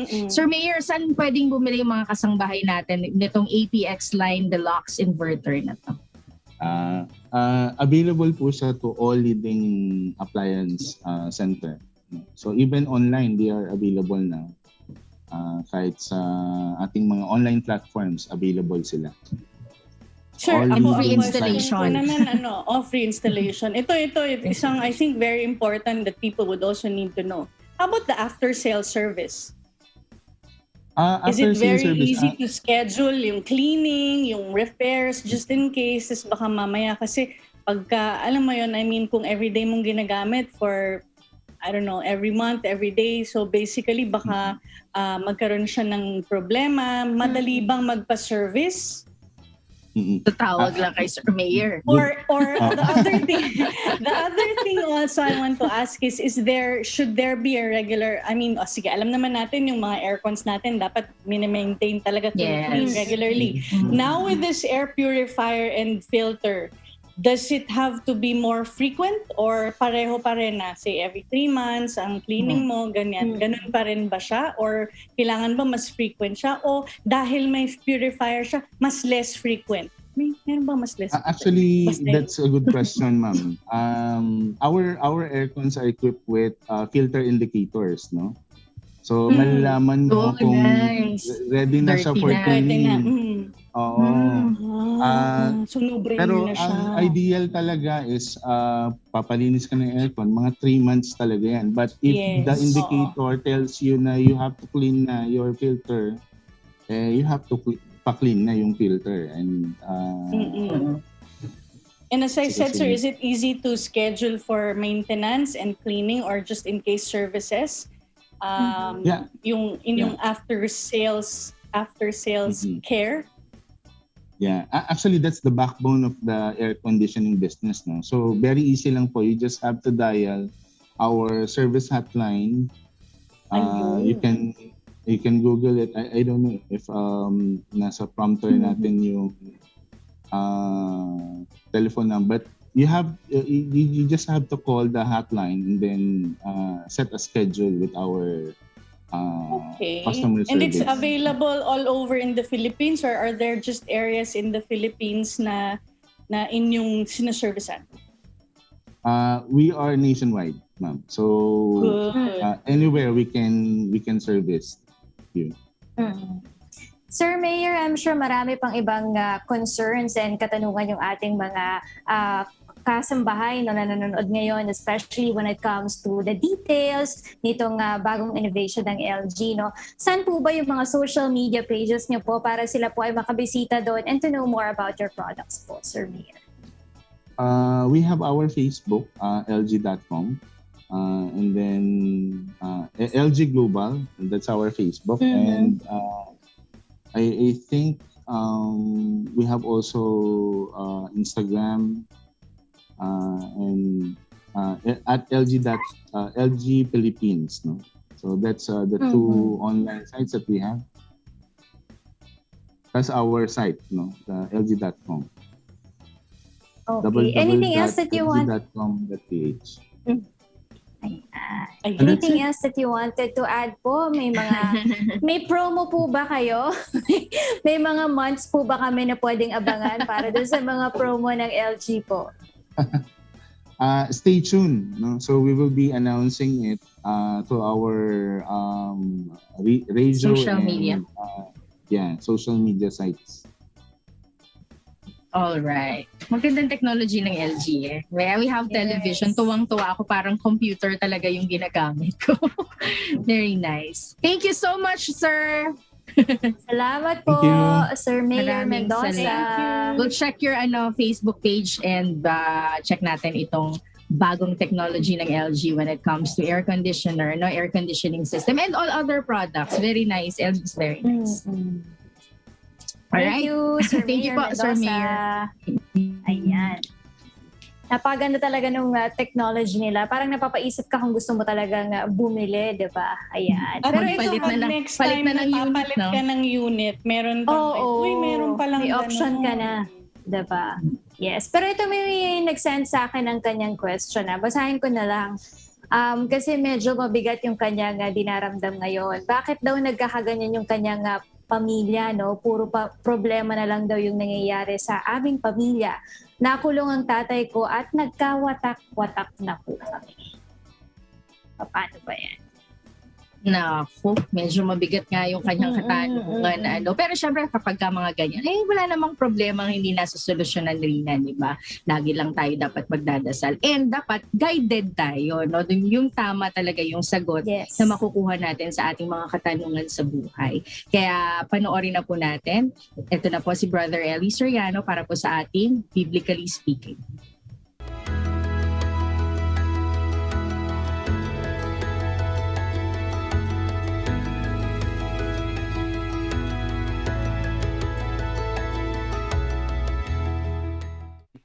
Ang binding power para sa isang pamilya, yung pagsunod sa Diyos. Sabi nga nung mga kawikaan ng Amerikano nung araw, the family that prays together stays together. Kuminsan ang kulang sa mga pamilya, yung pagkilala sa Diyos, pananalangin, yung pagsunod sa aral. Kasi ang pang-ayos ng buhay natin, yung kanyang mga aral, yung aral ng Diyos, mga salita ng Diyos. Para sa pamilya, para sa ama, ina, anak, sa magkakapatid, yun ang pinakagiya, yung salita ng Diyos. Sa isang pamilya, pagkakulang kayo ng binding power ng faith, ng pananampalataya sa Diyos, pagsunod sa kanyang aral, maaaring lumitaw lahat ng problema. 9:12 ng Ecclesiastes. Basahin natin.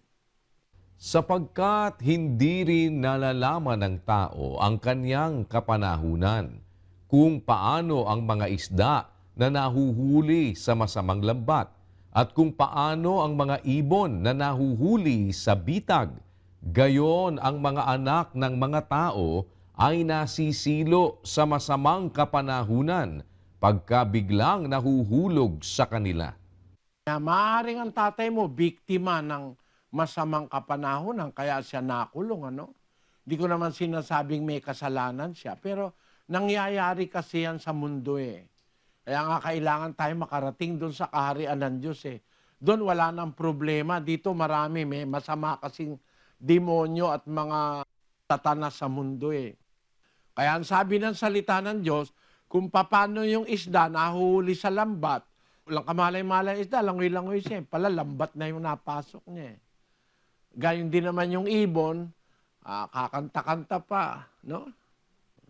Tapos biglang dadapo, hindi niya alam, bitag pala yun. Parang yun ang nangyayari sa mga tao. At yan, maaaring mangyari yan sa lahat ng tao. 9:2 ng Ecclesiastes.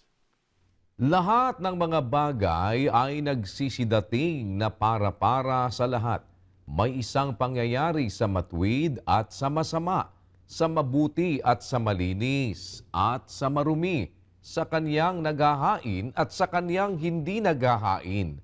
Kung paano ang mabuti, gayon ang makasalanan, at ang sumusumpa gaya ng natatakot sa sumpa.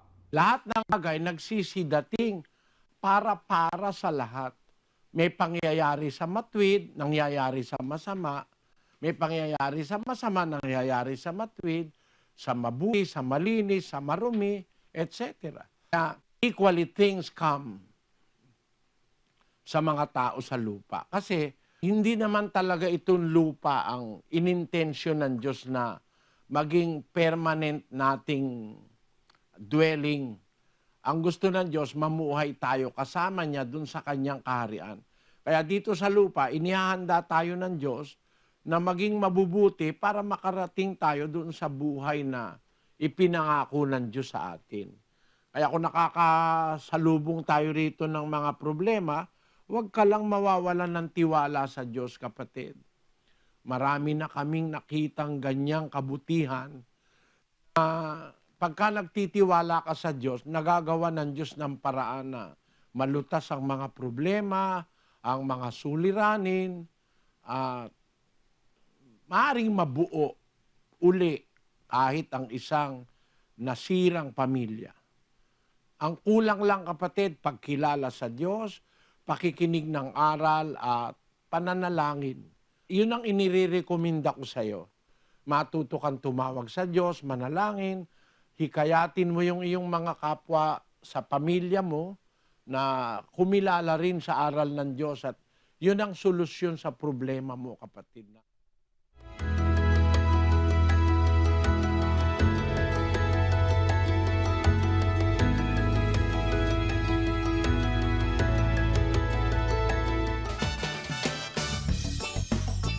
Ayan, dun sa nagpadala sa akin, Ate Beth, kailangan lang talaga, nakinig siya kay Brother Eli, yung tiwala at saka yung pagkilala sa Diyos because God works miracles also. Pwede bang mabuo yung kanyang pamilya, di ba? Kailangan lang talaga It's a lot of prayers. Alam mo yun, marami na tayong mga stories na narinig at mga personal din na na yung mga bagay na beyond our control, prayers lang talaga yan. And of course, kilos din dapat. Lagi natin sinasabi, di ba, parang God will not give you something that He knows na hindi mo kaya. So, para saan, pag binigay sa'yo ni Lord yan, ibig sabihin, kayang-kaya mo yan. Maraming salamat po, Brother Eli Soriano, para po sa ating Biblically Speaking. Magkakaano nga tayo, magkakakulay.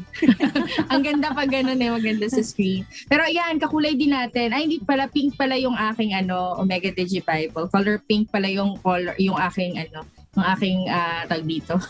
Kulay ng... Kaya mo yan. Kulay, Nikita. kulay ng verse of the day. Kasi nasa set din yung theme ng verse of the day natin dito sa Omega Digi Bible application. Dahil nabanggit na natin, basahin na po natin ang ating verse of the day. Yan, kunin na po natin ang ating mga mobile phones or mga tablets. At sabay-sabay po natin basahin ang ating verse of the day. Yan po ay 1 Corinthians chapter 13, verse 13. So now, faith, hope, and love abide. This three. But the greatest of this is, but the greatest of this is love. Yan. Favorite ko talaga itong Bible verse na ito. Datapwat ngayon na natili ang tatlong ito, ang pananampalataya, ang pag-asa, at ang pag-ibig. Ngunit ang pinakadakila sa mga ito ay ang pag-ibig. Yan po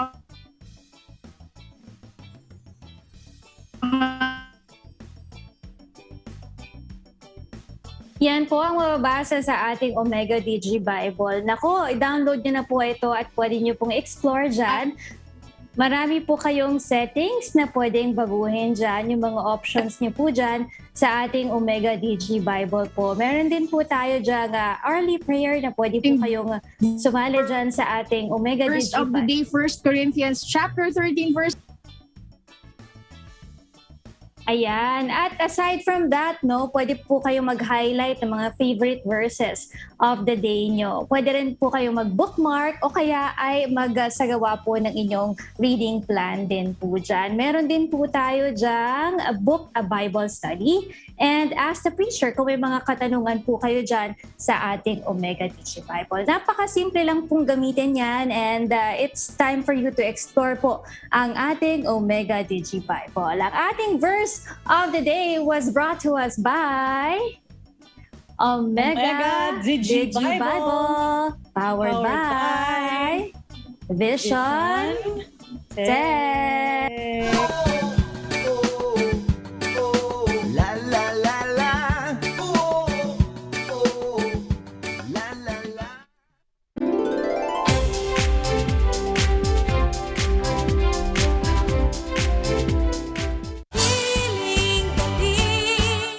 Nyo ay natural na lunas sa inyong karamdaman, buksan ang isipan at palawakin ang kaalaman. Sasagutin ang inyong mga katanungan at magbabahagi ng mga kwento ng kagalingan. Ako po ang inyong lingkod, Dr. Edinel Calvario. Hayaan niyong samahan ko kayo tuwing Sabado at Linggo, alas 7 hanggang alas 9 ng umaga sa Hiling Galing, live dito sa UNTV.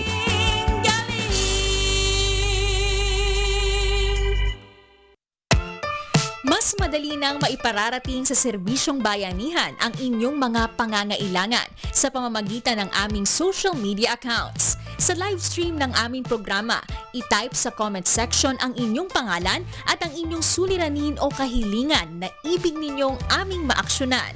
Hintayin ang aming reply at posibleng isa kayo sa aming tatawagan at makakausap ng live.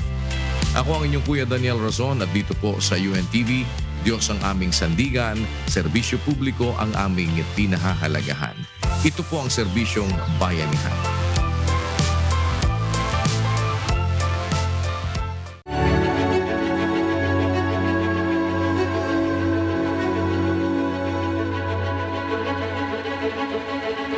Hello po to all our frontliners, especially sa ating mga security personnel, sa mga sundalo, mga police all over the Philippines. We would like to thank you all for protecting our country and for your efforts in protecting the Filipino people against coronavirus. And please know that we are always praying for you. We are praying for this pandemic to end. And we would also like to thank you all for sacrificing your own well-being and your quality time with your family just to protect the Filipino people. So maraming salamat po sa inyong lahat and God bless.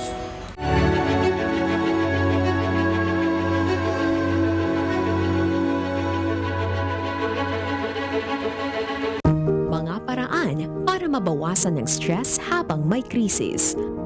Normal lang ang makaramdam ng lungkot, stress, takot o galit sa kasalukuyang krisis. Ito ang ilang paraan para harapin ito. Panatilihing malusog ang katawan sa pamamagitan ng proper diet, tamang oras ng pagtulog, exercise with social distancing at pakikipag-usap sa mga mahal sa buhay. Umiwas sa paninigarilyo, pag-inom ng alak o paggamit ng droga. Mag-ingat sa fake news. Kumuha ng impormasyon sa mapagkakatiwalaang source tulad ng WHO at DOH. Libangin ang sarili at maging produktibo. Makatutulong ito para mabawasan ng stress habang may krisis. Higit sa lahat, huwag kalimutang manalangin sa Diyos.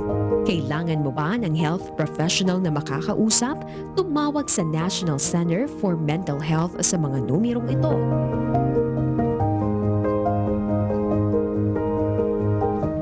A reminder from UNTV, your public service channel.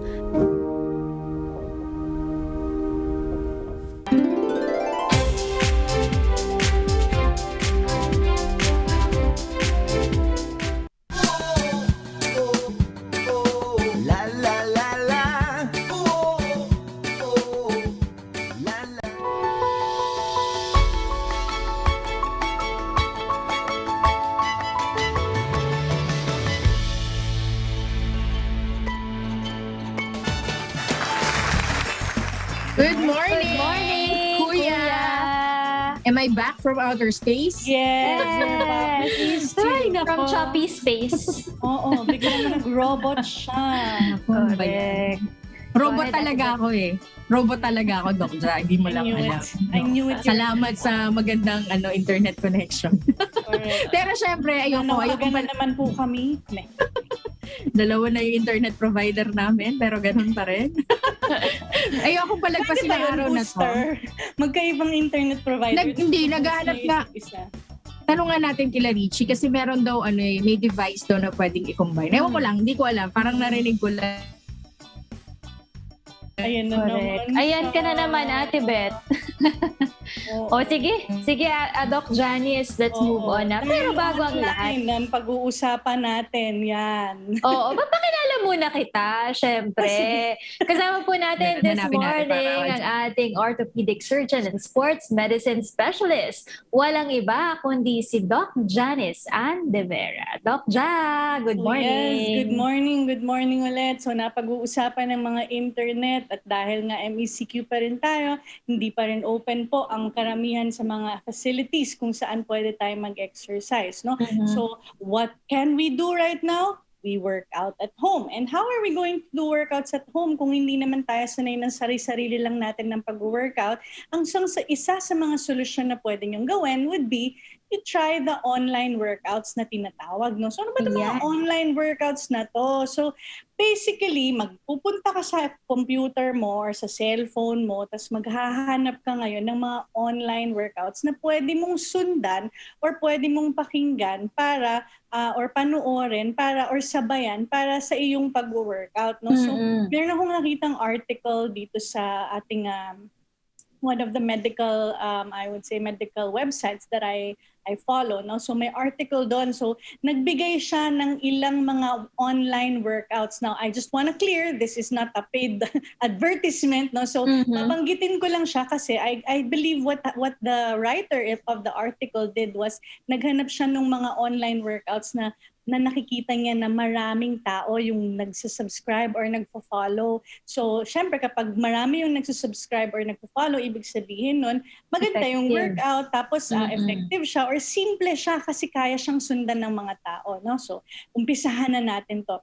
So, kanina, sinabi ko yung isa sa mga workout dito sinusundan ni Angel. Actually, ginagawa ko rin tong workout na to. Ito yung YouTube page niya is called Yoga with Adrian. So si Adrian ay isa sa mga yoga instructors, I think sa States, si Adrian.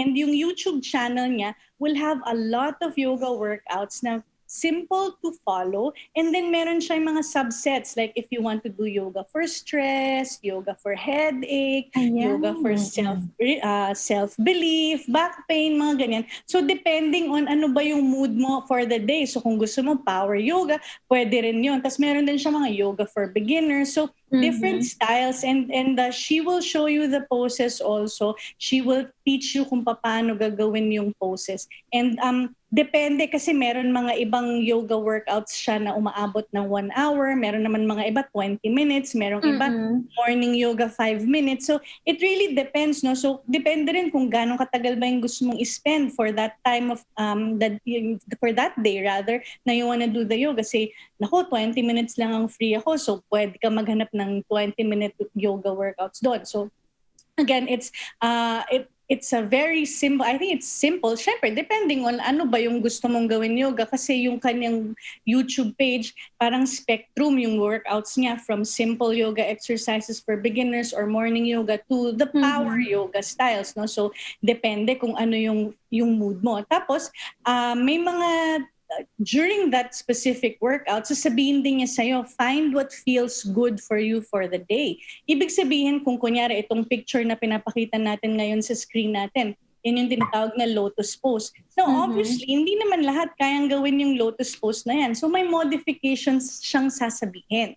So kung hindi mo kayang iangat yung parehong paa mo sa thighs mo, sasabihin niya, a simple cross leg would do. Oo, yan. So ganyan siya. So hindi mo kailangan ma-stress na, ako, hindi ko kayang sundan. Kasi most of the time, kaya mong sundan yung mga yoga poses na pinapagawa niya. Tapos tuturuan din yan mga breathing. So yan yung Yoga with Adrienne. Yung Adrienne is Adrienne.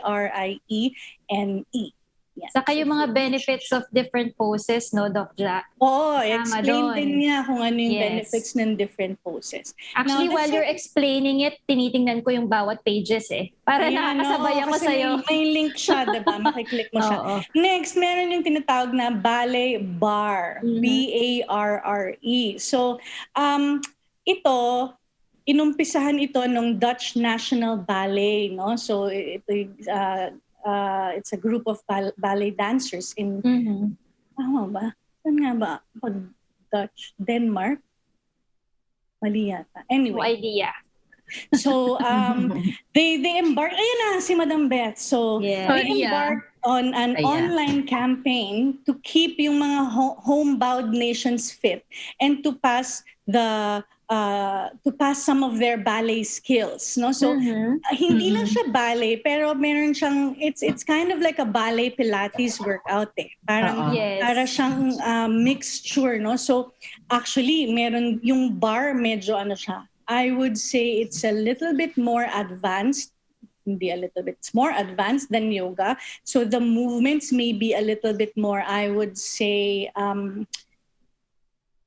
is harder, a good term to use. Let's just say na parang mas step up yung workout ng bar compared to dun sa yoga. Pero meron din naman siyang leveling, alam mo yun. So basically, pwede mo rin piliin kung ganong ka advanced yung bar session na gagawin mo. So what the ballet bar workouts would focus naman more would be on coordination and flexibility. So it's a calming choice of exercise, tapos kumbaga na-incorporate yung coordination mo kasi syempre may ballet. Dancing Oo. So maganda siya para maging mas coordinated yung movements mo.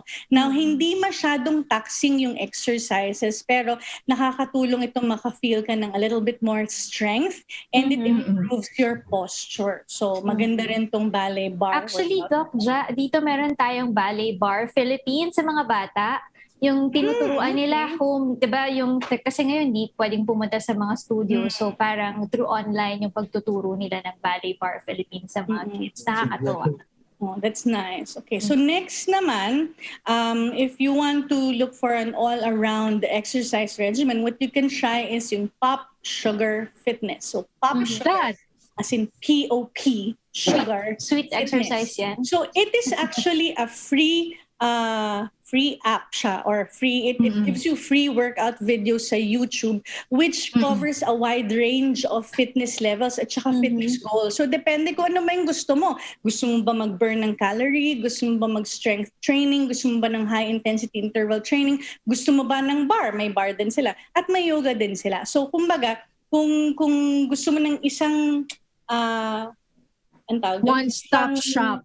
Parang website lang or isang page lang na pwede kang mamili kung ano yung exercise na gagawin mo for the day because I feel like doing HIIT today, I feel like doing yoga today, pwede ito, no? So ang dami mong pwedeng pagpilian dito. Tapos ang maganda dito, may mga guest presenters sila ng mga sikat na yung iba mga Hollywood trainers, o kaya mga kung narinig niyo yung Tabata workouts, may mga Tabata instructors din dito. So basically, I would say it's a very good app or not app, a website or web page para sa all around na siya. Complete siya, kumbaga katulad nga ng sinabi ni Beth, one-stop shop na siya. Because it gives you a wide variety of workout videos, no?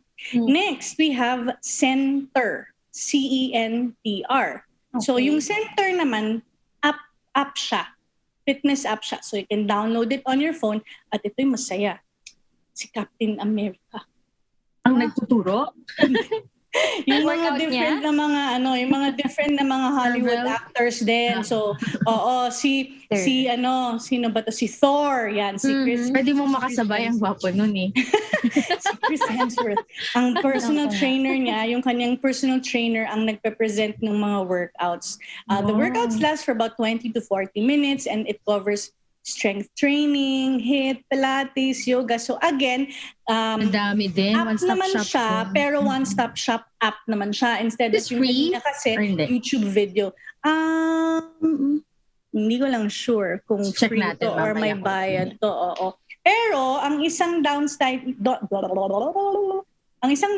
nitong app na to, medyo challenging yung workout. So kung medyo advanced na yung level mo, ito yung pwede sa'yo. Pero again, pwede mo pa rin i-adapt to your ability level yung workout. Kasi, kunyari, instead of magli-lift ka ng 150 pound na weight, mag-lift ka na lang ng 10 pound na weight. Yung ganon. So, pwede mo naman i-adapt. Modify mo na lang. I-modify mo basing on your ability. Pero, medyo mas advanced yung mga workouts dito. Kasi nga,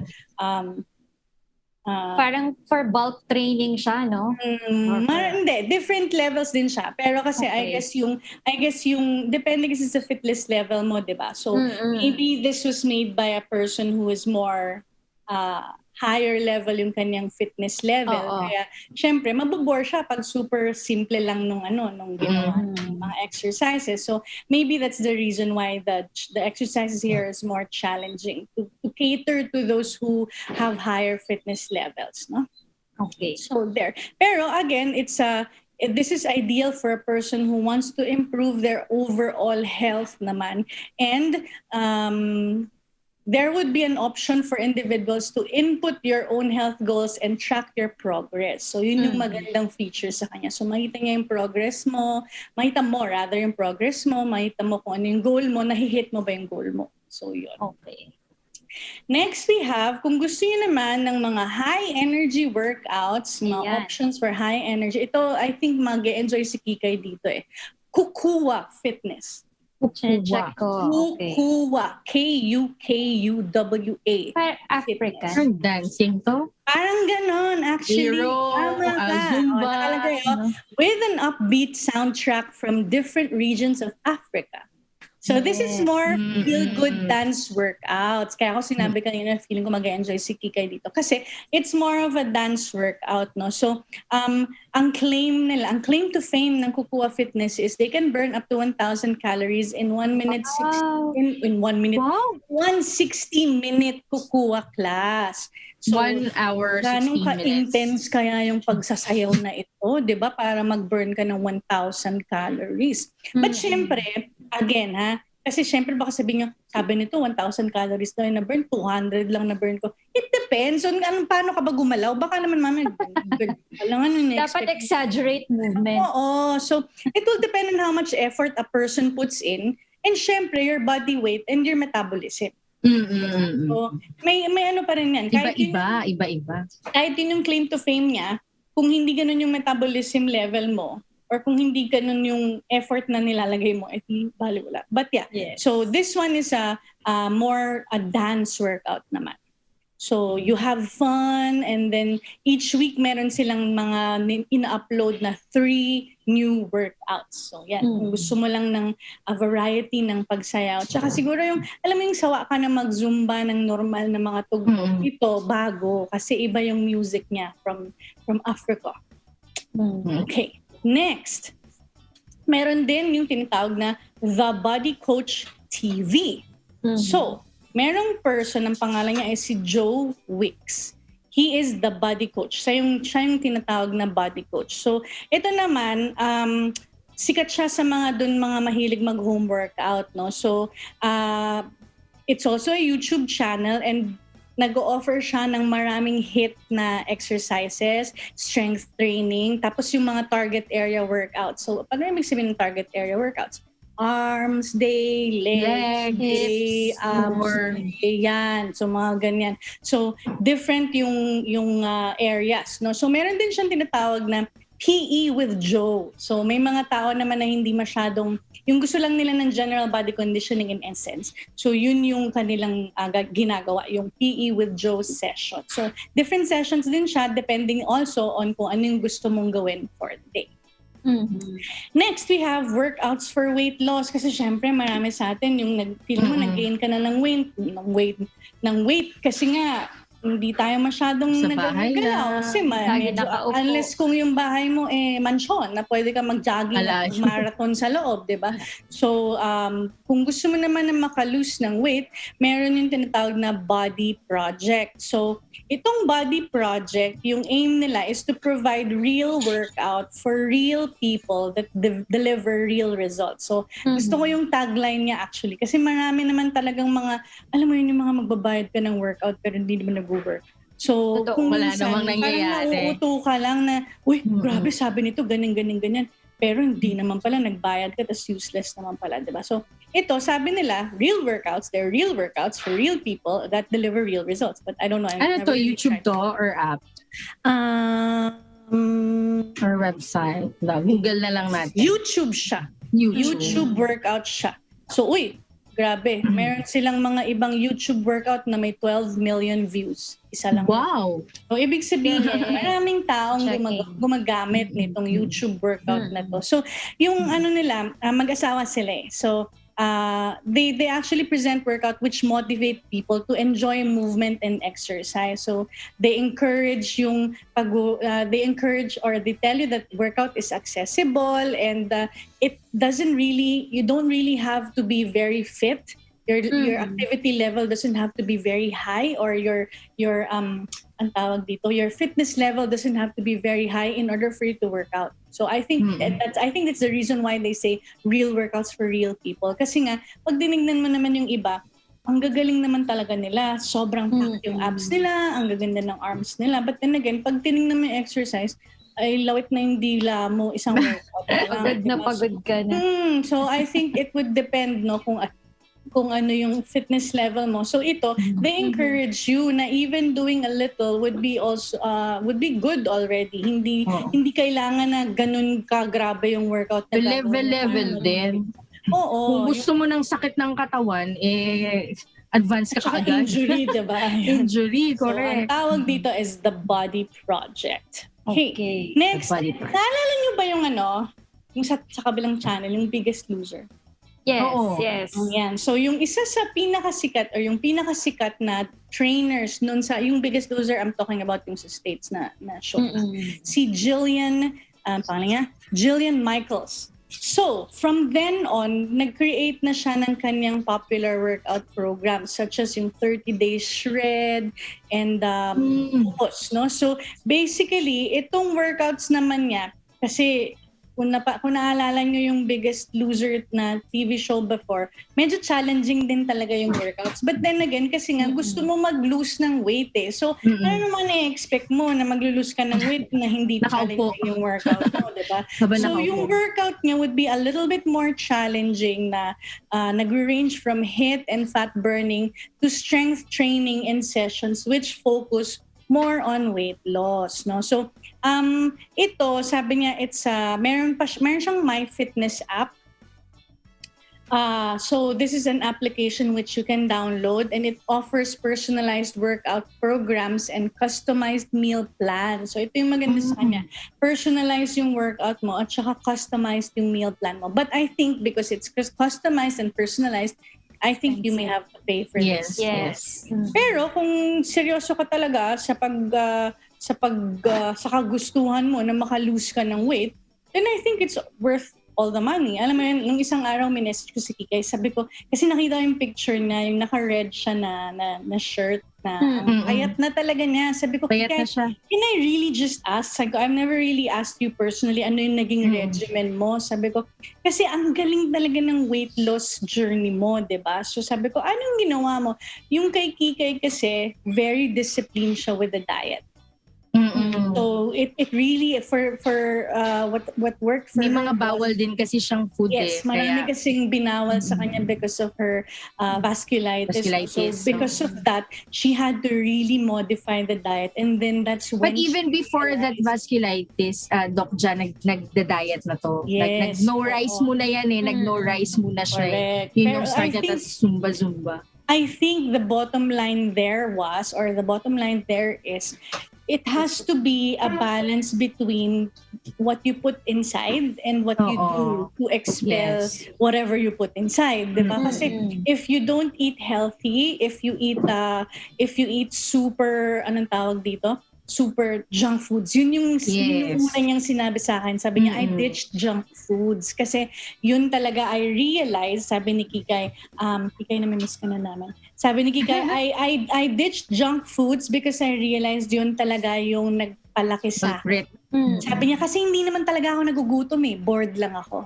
Oo. Diba? Which is, I heard that from another friend who's a nutritionist, no, si Coach Huge. Sabi niya, kailangan ba talagang kumain? Baka naman bored ka lang, kaya ka kumakain, diba? So kapag kumain ka dahil bored ka, edi kung ano lang kinakain mo. Yes. Dahil hindi ka gutom, kung ano lang chicha, yun yung kakainin mo. So, saka nagalis din si Kikay ng Doc Ja. Hindi na siya kasi dati daw pag kumakain siya iced tea. Iced tea talaga, yung mga matatamis. Sugar talaga. Sugar, oo. Ng mga drinks. Inalis niya rin yun I believe yun talaga. Pero hindi kasi talaga mahilig sa soft drinks kaya hindi ko masabi. Parang may mga tao kasi na hindi talaga sila mabuhay na walang soft drinks. Pero for me kasi, I don't really understand why or what's in it. Parang pag nag-soft drinks na kasi ako, parang yung feeling ko, bloated yung tiyan, masakit sa tiyan. Yun yung pakiramdam ko. Acid agad. Oo, parang for me, bakit mo gusto yun? Hindi ko magets. But yun nga, maraming tao kasi hindi sila mabuhay ng isang meal man lang na walang soft drinks. Uy, iba yun nga tubig eh. Oo, but for me, I think it's one of the, I would say, it's one of the most important things that you can take away from your diet, yung soft drinks. Kasi number one, it's taas talaga ng sugar nun. Tapos yun nga yung it causes acidity pa. So for me, I think it's a healthy choice kung mag-stop ka mag-drink ng carbonated drinks, no? And then yun nga yung lessen the sugar. So I'm not saying don't eat carbs because you need carbs for your energy. Yes, energy, but correct. There are good carbs and there are bad carbs. And there are carbs which you can avoid. So alam mo yun. So basically, ako, I would have to admit, hindi kumpleto yung meal ko pag walang rice. Ngayon, kung walang rice, basta may pasta. Pero hindi ako happy ng ulam lang or gulay lang. So, or bread lang. Hindi rin ako happy na bread lang. So for me, it's either rice or pasta. But you can always have healthier choices. Like instead of rice, you try quinoa. Or you try the red rice, or the brown rice, or the black rice, which is a more healthy option in essence. No? So again, doon papasok yun. Yung sinasabi ko kay Kikay. Kasi kung Kikay, ano nang kinakain mo? So Kikay eats a lot of vegetables. Hindi yan kumakain ng gulay dati, ha? Oo, correct. Hindi kumakain. Talaga, inano niya talaga. Discipline talaga eh. Nasa Kasi number one, gusto niya talagang gumaling. Gusto niya talagang maging maayos. I don't know if she's discussed this ever. I mean, alam ko gumagawa siya ng mga videos, no? But then again, hindi naman lahat ng mga televiewers natin napapanood yung videos ni Kikay. Ibigyan natin ng segment si Kikay next time. Minsan nga, oo. Alam mo, one time, yung usapang pangkalusugan ko, dedicated to Kikay. But yeah, so again, going there, no? So what she told me was she did yung salads. She does Yes. Oo. salads. Sabi nga niya, I spend money now on salads instead of junk food, which is That's good. good. Yes, Diba? yes. Tapos yung Ay, mga juice juicing, ng yun, yung nagbe-blender vegetables. siya ng mga gulay. So, dahil daw tamad siya, ibe-blender niya, lulunukin na lang niya. Pwede rin yun. Hindi nga kasi siya kumakain ng gulay So, mahirap talaga for her. I guess yun yung isang naging para maengganyo siyang kainin yung gulay. Ginawa niyang shake. Which Mas better, na gulay siya, di ba? Mas But masarap again, lasa. I think it's it floats your boat, so it worked for her. And who knows, it might also work for you. And for me, yung ginawa ni Kikay, it's not something that's I would say scary or alam mo yung sasabihin. Kasi kung minsan, di ba, alam ko naririnig niyo ako sinasabi, hindi naman porke nag-work kay Beth yung gamot na ito, mag-work din kay Rina yung gamot na ito. Pero ito kasi different ito I mean, there's really nothing that you can lose if you try what she did. Correct. Di ba? She didn't pay exorbitant amounts of money. Wala kang talo dito kung susubukan mo lang gayahin yung ginawa niya. Na nagjeta siya ng husto, naging okay. Tsaka it's the healthy let's way. just say na she disciplined herself with what she puts in her body, which actually helped her. So kung tayo na alam ko marami sa atin ang na-inspire dun sa fitness story or sa fitness journey ni Kikay. So you may want to try it. Like eat more vegetables and fruits, eat more salad. You can change your meats into fish and white meat. But yeah, So, avoid more yung mga red meat, ng ganyan. So, again, di naman kailangan wala Correct. Diba? Pwede Everything in naman moderation. meron. Everything in moderation. Kung hindi nyo talaga katulad ko, it's really going to be very hard for me to do the no rice. So, instead, what can I do? Again, I can limit the amount of rice I eat. Or I can choose to eat quinoa, or I can choose to eat brown rice, no? So, alam mo, very happy ako kasi ngayon, siguro mga isang taon na, or maybe a little less than a year, nagba-brown rice na yung asawa Kami ko. din. Hindi ko siya mapa-brown Kami din. rice. Kami din. Pero ngayon, brown rice, red rice na kami. Pati sila tatay Berting nakabra kasi dati ayaw nila. Of course, yung buong buhay nila nakaputing rice, diba? Correct. Dahil, Oo. saka we don't buy rice dahil merong farm. Merong inaani, no? Pero kami ni Eric, we decided na kasi syempre, yung parents niya may diabetes. So, kailangan mag-modify kami kahit papaano. So, nag-start kami together with the children. So, buong family. Tapos, slowly, na namin sila. Nainganyo na namin silang mag-brown rice. That's Kaya really naka-brown nice, rice no? na kami lahat dito sa bahay. The difference with that kasi is heavier siya. So, you eat less. Tsaka lalo Tapos na yung mga feel full diabetic agad di ba? Correct. Complex carb naman yung kaya better talaga. Healthier option yung brown or yung red or yung black rice compared sa refined grain white. na puti yung nilinis na. Okay? So anyway, bottom line, or I would say moral of the story is, working out at home, mas sikat na siya ngayon because of what's happening in the country or in the world. And as the demand rises, maraming mga programs ang available. Actually, mag-Google ka lang Hindi mo lang kailangan gawin yung mga sinabi kong workout programs. Pero yun, ni-round up lang nung writer ng article, yung mga pinakasikat or yung pinakamaraming nag-avail ng workouts na yun. Maybe just to give us an idea na ano ba yung magaganda. Kasi syempre, di ba, lagi naman tayong ganyan, ano ba magandang brand or ano bang magandang ba? So maybe ito yung mga nakita nung writer na maybe nag-work, mas efficient, or maybe cheaper option, or maybe because nga maraming sumusunod. But then again, you can always find one for your own. Ako, personally, ang ginagawa ko naman yung merong mga training apps na nada-download. Ako yun yung ginagawa. Free ba yan? Kasi iba mahal yung bayad. yung training app ko, sige, total free naman siya. Nike Training Club. Free siya. So, you can try that and different din siya. So, basically, you can, meron din siyang kung ano yung goals na gusto mo. So, nasa sa'yo. Kasi nga, if I feel like, if I don't want, I do self-practice ng yoga, pero mas gusto ko yung may naririnig ako. Ayoko mag-isip habang nagpa-practice. Yes. So, kasi kapag mag-isa ka lang, iisip mo ano ba yung next ko na move or ano ba yung next moves ko. So, ayoko nang ganun kasi parang gusto ko nga let go. Hindi ka nare-relax. So what I do, maghahanap ako ng yoga na type lang ako sa YouTube. yoga, 60 minutes. Tapos maghahanap na lang ako. Ganun lang. So, maraming options na ganyan. And then, yeah, go ahead. Doc Ja, yung ginagawa ko naman sa akin is I also provide ng mga videos for Miguel para he's also active. Parang nagiging PE session niya. Kasi diba sa bata, lalo na ngayon, nandito lang sila sa loob ng house, diba? So, what I do, yung mga exercise na mother and son, we also have that sa YouTube video. So, yun yung ginagawa namin para at least may PE session si Miguel. Correct. Yung mga anak ko, I don't think kailangan yan. Yung mga babae, pero tumatalon galing sa bintana, galing sa headboard. Ay, ganyan din si Miguel. Galing sa headboard ng kama, from one sofa to another. Wala nang ipin Alam mo, naalala ko yung isang barkada ko before. Magsisend yan sa akin ng video in the middle of the night. Kasi yung anak niya 3 lalaki. Magsisend siya sa akin ng video. Ako babae, Doc Ja Binibidyohan niya yung mga anak niya habang naglalaro. Ganyan. Alam mo ako yung sumasakit yung dibdib. Tapos kinakabahan ako na feeling ko, did you send me this video to say na one of your sons got injured? Or did anyone break the bone? May nabali na pala. Kinakabahan ako, may nabalian ba dito sa 3 to? Pinapakita lang namin sa'yo. Pero oh my gosh. But yeah, I mean, if that's what will keep them healthy, ako yung mga pamangkin ko dito, meron sila yung swimming pool na sa bahay lang. Inflatable. Yung malaking ganun. Cute. So, yun naman ang ginagawa nila ngayon. So, again, ngayon, you can do whatever. Yes.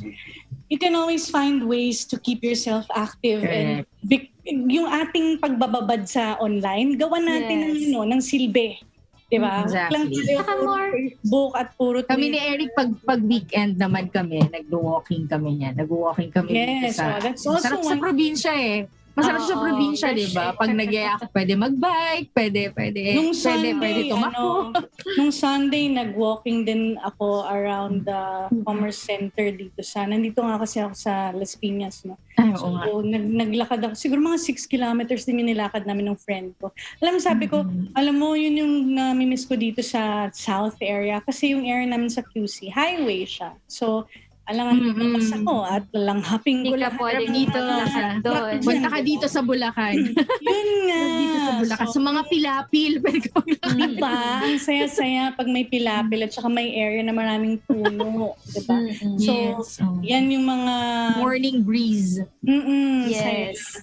Nakakamiss talaga yung mga ganyan na places. More people are investing ngayon dun sa mga home gym equipment nila. Nakita ko kasi yung iyo sobrang kompleto mo na, Doc Janice. Yung mga, I would say, gym equipment, almost, diba? Yung sa akin, I have my dumbbells, yung asawa ko, meron siyang gym ball, meron kaming stationary bike, tas meron siyang machine na may ang daming weights kasi nga weight training yung sa husband ko. So yes, I would say na medyo complete na yung aming home gym, so to speak. But I don't really lift the heavy weights. It's for him. Yung sa akin, mga dumbbells lang. Saka yun nga kasi my workout is really more circuit training, more stretching, more flexibility, a little bit of core strength. Pero I would say it's doable for anybody. Yes. As in, anybody. Gustuhin mo lang muna Oo, yun lang. So for me, yun. Start somewhere because I would have to say that all of us, it's inevitable. All of us will age. And if you age, then it's also going to be detrimental to you. Especially nowadays, tandaan natin, ang exercise actually boosts our immune system. So a little bit of exercise every day. Natin. Oo, you just have to, yung sinasabi namin, find time. Naku, nasa bahay kayo, maraming time. There's always time. So, lalo ngayon, maraming work from home. So, yung oras na sinaspend natin dati sa traffic driving to our work, you spend it na lang doing even just 20 minutes, 30 minutes of exercise every day. A day, Any kind of exercise. And again, you just go online, you look for whatever exercise you want to do, then it's there already. Although if you want to be if you're more serious, kasi may iba mga medyo mas serious na sila into the workout, no?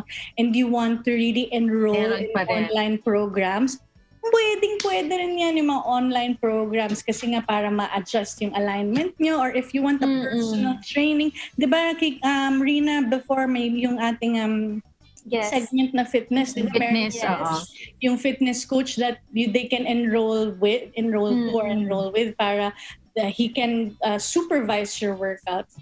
kahit via Zoom. Yes. Uso naman ngayon. Correct. Yes. If there's a will, Online personal there's a training. heart. Correct. It's it There's a has to way. start, sabi nila nun, the hardest part of doing yoga is stepping on your mat. Correct. Yes. But once you're in the Tsaka- mat, And once you're there, marami pa, Doc Ja, marami pa magsasabi, hindi ka naman, ano ba yan, wala namang pagbabago. Huwag mong pansinin. Don't give, sinabi ko kay Kika yan, kasi nung nag-start alam mo, siya, totoo yan. maraming Kasi- nagsasalita. Sabi ko, no, push lang ng push. Meron akong isang friend, nakita ko, nag-post siya sa Facebook kasi ang sama-sama ng loob niya kasi sinabihan daw siya ng isang pasyente niya, Doktora, ano nangyari sa'yo? Taba-taba mo. Hindi ka ba nag-workout? Ano ka ba? Ginanon daw siya. It's so Parang insensitive, no? samantalang itong kaibigan kong to, itong doktor na to, everyday siya nag-workout.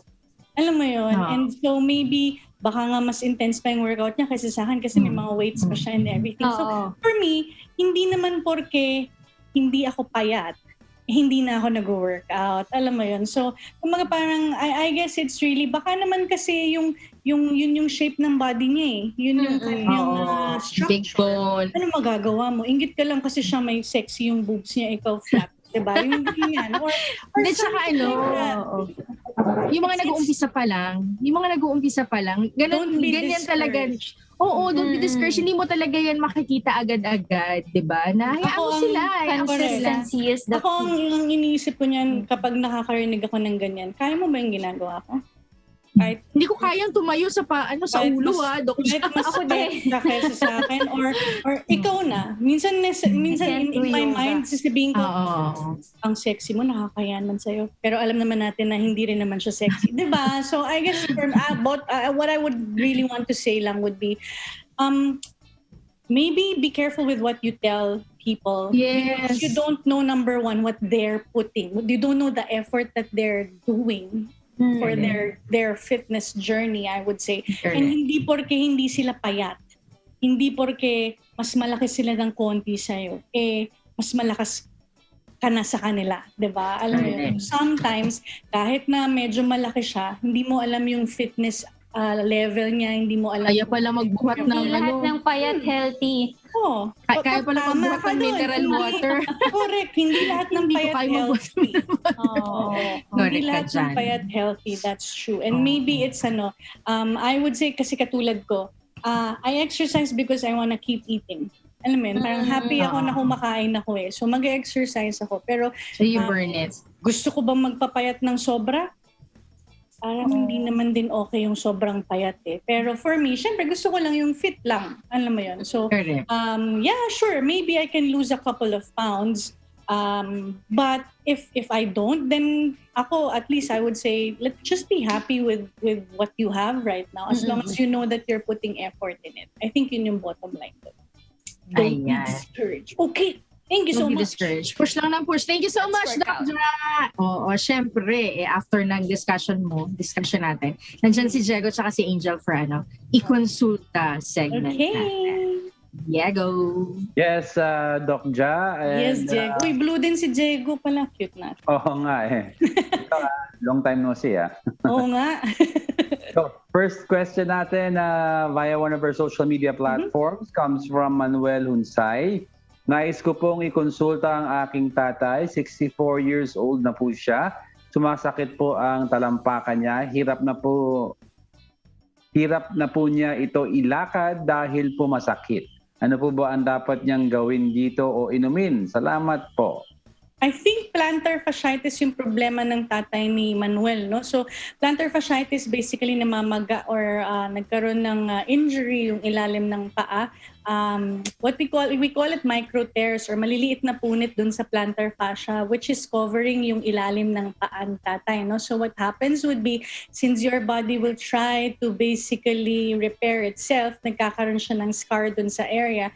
Now kapag nagka-scar dun sa area, nagta-tighten yung fascia. So once tinapak niya, especially pag natulog siya sa gabi, kasi pag natutulog naman tayo, relax yung paa, wala naman tutulog na nakaganyan yung paa. So pag relax yung paa mong ganito, first thing in the morning na itapak mo siya, mas-stretch yung fascia, yung ilalim, sasakit siya. So what you can do would be to do stretching exercises. So hihilain mo siya papunta sa mukha mo, ganyan. Pwede ka maglagay ng tuwalya, tapos hilain mo siya papunta sa face mo before you step out of the bed first thing in the morning. The other thing would be, pwede kang umakit sa isang step ng hagdan, tapos ipatong mo yung dulo lang ng paa mo, and then ihulog mo yung likod para kang nagre-reverse tiptoe.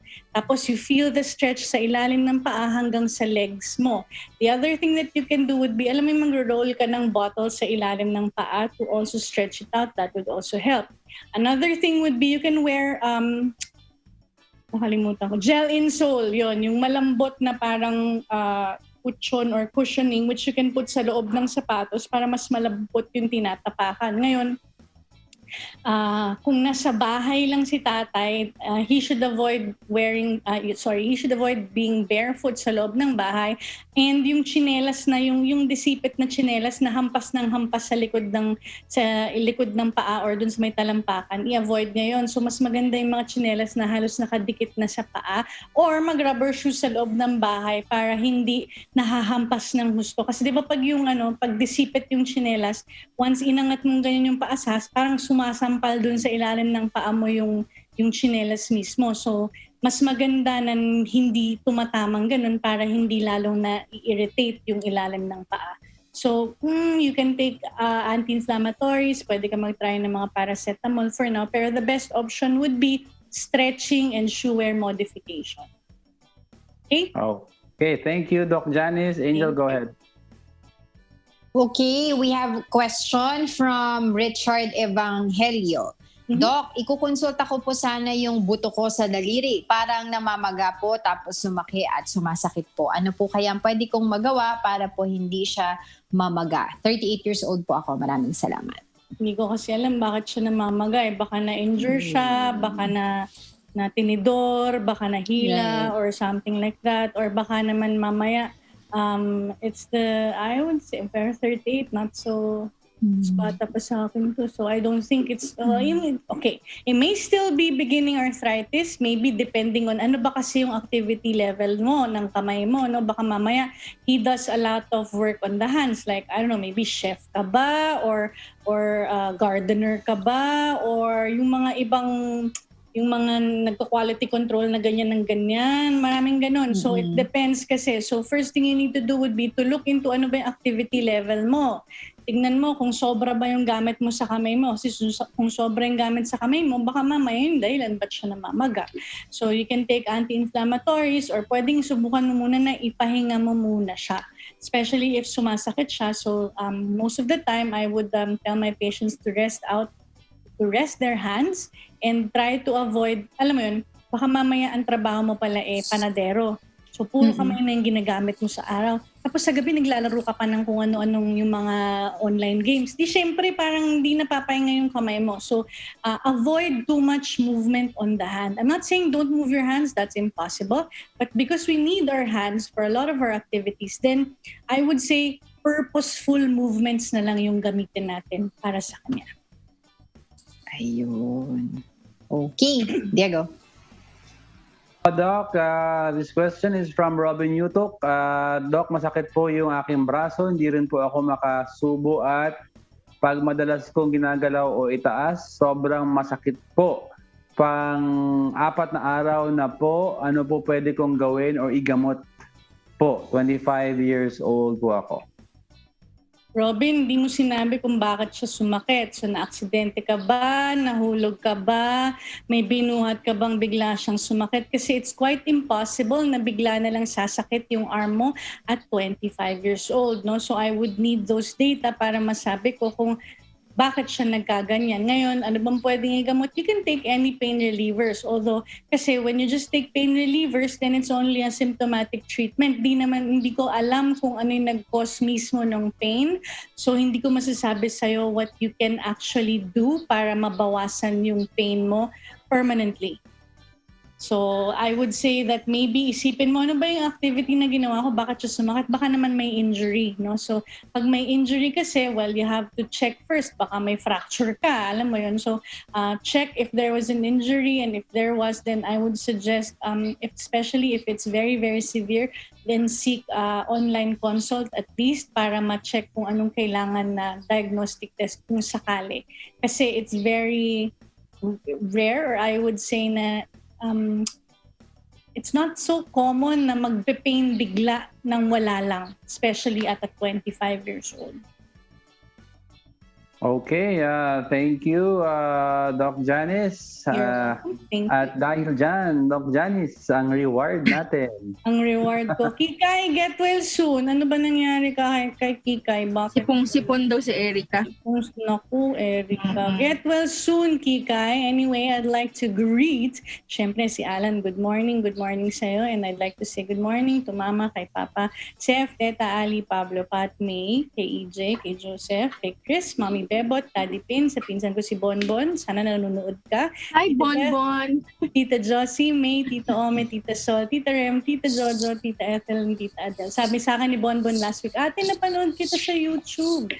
Good morning sa'yo. Sana manood ka ulit ngayon. Okay, and ito, Angel. Bakit ako po nandito naman sa I would like to thank Anytime Fitness Batasan Hills sa Mikari Bistro, Evergo, Tasco, Commonwealth Avenue in Quezon City. You may call them at 0966-347-5190 or check their Facebook account at Anytime Fitness Batasan Hills or IG at AF Batasan Hills. Good morning kay Tita Esther, Ate Racy, and Auntie Neneng. Ganda din kay Tita Chiquit and Tita Irma na parating nanonood sa atin. Good morning din kay Mother Earth kahit hindi siya nanonood. I miss you. Si Mother, dinalaw ko din kagabi. Pero sobrang sandaling-sandali lang. Nagdala lang ako ng ayuda. Ganyan na talaga yung buhay natin ngayon. At nakamas. Di mo malang mayakap, di ba? Pero yung friendly Kikay nanonood pala sa atin. Si Junius de Gia. Yan. Morning, Junius de Gia. Matamang nakikinig sa yung discussion, Doc Ja. At saka si Chris Lim na palaging monitor din sa atin, si Sir Chris. Good morning po. And syempre good morning kay Orso ba? Nanay Maria, kay Nanay Leonie Lolay, good morning. Kay Tatay Bertin, kay Gab, kay Gwen, kay Kate, kay Eric, Tita Celia Bunayan, Tita Beth Razon, and also good morning din kay Tita Rose ng Malabon at kay Tita Betty Rolioda. Jenny, good morning. Ano pangalan na anak mo, Jenny? Crystal Jade po. Si Crystal Jade, good morning. At Charles Daniel, naririnig niyo ba? Good morning sa inyo, Crystal Jade and Charles Daniel. May bumubulong-bulong dyan. Oo, si Jenny yon. Good morning kay Jenny. Hello, Jenny. Hello daw, Jenny. Ayan, good morning po. And thank you sa Prime Aesthetics and Varicose Vein Treatment Center for my skincare. Ang kanila pong clinic nasa Suite 204 STG Corporate Center Building, 76 Timog Avenue, Quezon City. For appointments, you may call them at 0917-796-1134. Thank you, Doc Liza. I miss you, Doc Liza Dapal. Get well soon sa lahat ng mga may sakit. Kapit lang. Tomorrow is going to be a better day. Dami may sakit nakakalungkot, diba? Totoo yan. Praying for every one of you. Pero ito good morning muna. Mabaaw, Papa George, Mikel, Ayan, and Hana, sa aking mga siblings. Good morning po sa inyo. Bye, family. Magandang umaga and Paolo del Sal. At maraming salamat sa Unveil Manila. They are located at 86 Esteban Abada Street, Loyola Heights, Quezon City. You can book your appointments by calling 0926-616-3877. Maraming salamat, Dr. Chinky Garcia. Unveil yourself. Ayan. Meron pa kayong additional? Ano pa ba tayong Thank you so much, Doc Janice, for joining us today. Ganda ng topic mo. I was just listening. May naiingit na hello dyan sa tabi. Dami mo sanang input kanina kung nag-join kayo. Some of the things that you mentioned, very familiar with. Adrian. I'm pretty Pero, about that. Thank you so much for your Usapang Pangkalusugan today and for answering all the questions from our kasangbahay. And sino pa ba? Sino pa gustong magpahabol? Doc Joseph, Ninang Risa. Yes. Doc Joseph. Good morning. Emperor. Patingin ko na lang din yung ating mga kasamahan dyan sa Inspire Sports Bubble. Nandiyan si Alistair, nandiyan si Daniel, nandiyan si Ate Janet, si Ate Alice, sino pa ba? Si Pamon. Bumubulong. May bumulong. Ate Alma, yun. Si Ate Alma. Nakalimutan ko yung pangalan siya. Ate Alma, Sharon Mondragon. Sorry. Wait, pero may question pala sa si Attorney George. Pero mamaya na lang. Attorney George? Mamaya. Medyo mahaba Hi, Attorney G. Attorney G. Hello Good kay Attorney morning. Mavic. Good morning kay Morning. Joaquin at saka kay Georgina. Good morning. Ayun. Ganun rin sa mga kapatid ko. Namimiss ko na rin yung mga kapatid ko eh. Ako nakita ko yung mga Good kapatid morning. ko after a month. Yung sister ko magba-vaccine na daw Mga next magulang week. ko, nandito. Johnson & Johnson. Isang linggo na ako nandito. Ay, hindi pala. Isang linggo bukas, pero aalis na ako ngayon. Uy, kamusta mo naman kami kay Alfredo at saka kay Felicidad. Naririnig ko sa Good morning, Felicidad. Good morning po, tita and tito. Saka Alfredo. Wala nang No, hindi siya makagol. Wala nang paggalang. Walang gala eh. Walang gala ngayon. Galang. Morning po. Walang galang. Walang galang. Walang galang. O siya, sige. Ingat po kayo ha. At manatili po kayo nakaantabay sa aming mga programa para po sa mga iba pang mga details about our quarantine restrictions. From April 12, that's yesterday, it started yesterday, until April 30. Uy, dito sa buong Bulacan ba? No, Santa Maria lang. 8 to 5 po ang curfew natin. 8 to 5. Diba? Actually, sa lahat. Sa lahat. Kesa talaga. Okay. Yeah. Minsan minumodify nila yan 10, ganun. Pero yan 8 to 5. Kapag nagulat ako, bukas yung mga tindahan bandang ganyang oras. Sige. Alright, sige. Kita-kits po tayo tomorrow, God willing. Susunod na po sa ilang sandali ang Puntahan Legal with Attorney G, Attorney Mimi, and Attorney Princess Ma'am Nina. Good morning. Good morning, Sabi ni Mother, hello daw sa inyong Hi, lahat. tita. Hi, Felicidad. Nag-text pa siya eh. Sabi mo Morning hello po. sa kanila kamo. Nanonood. Morning po. Bye-bye.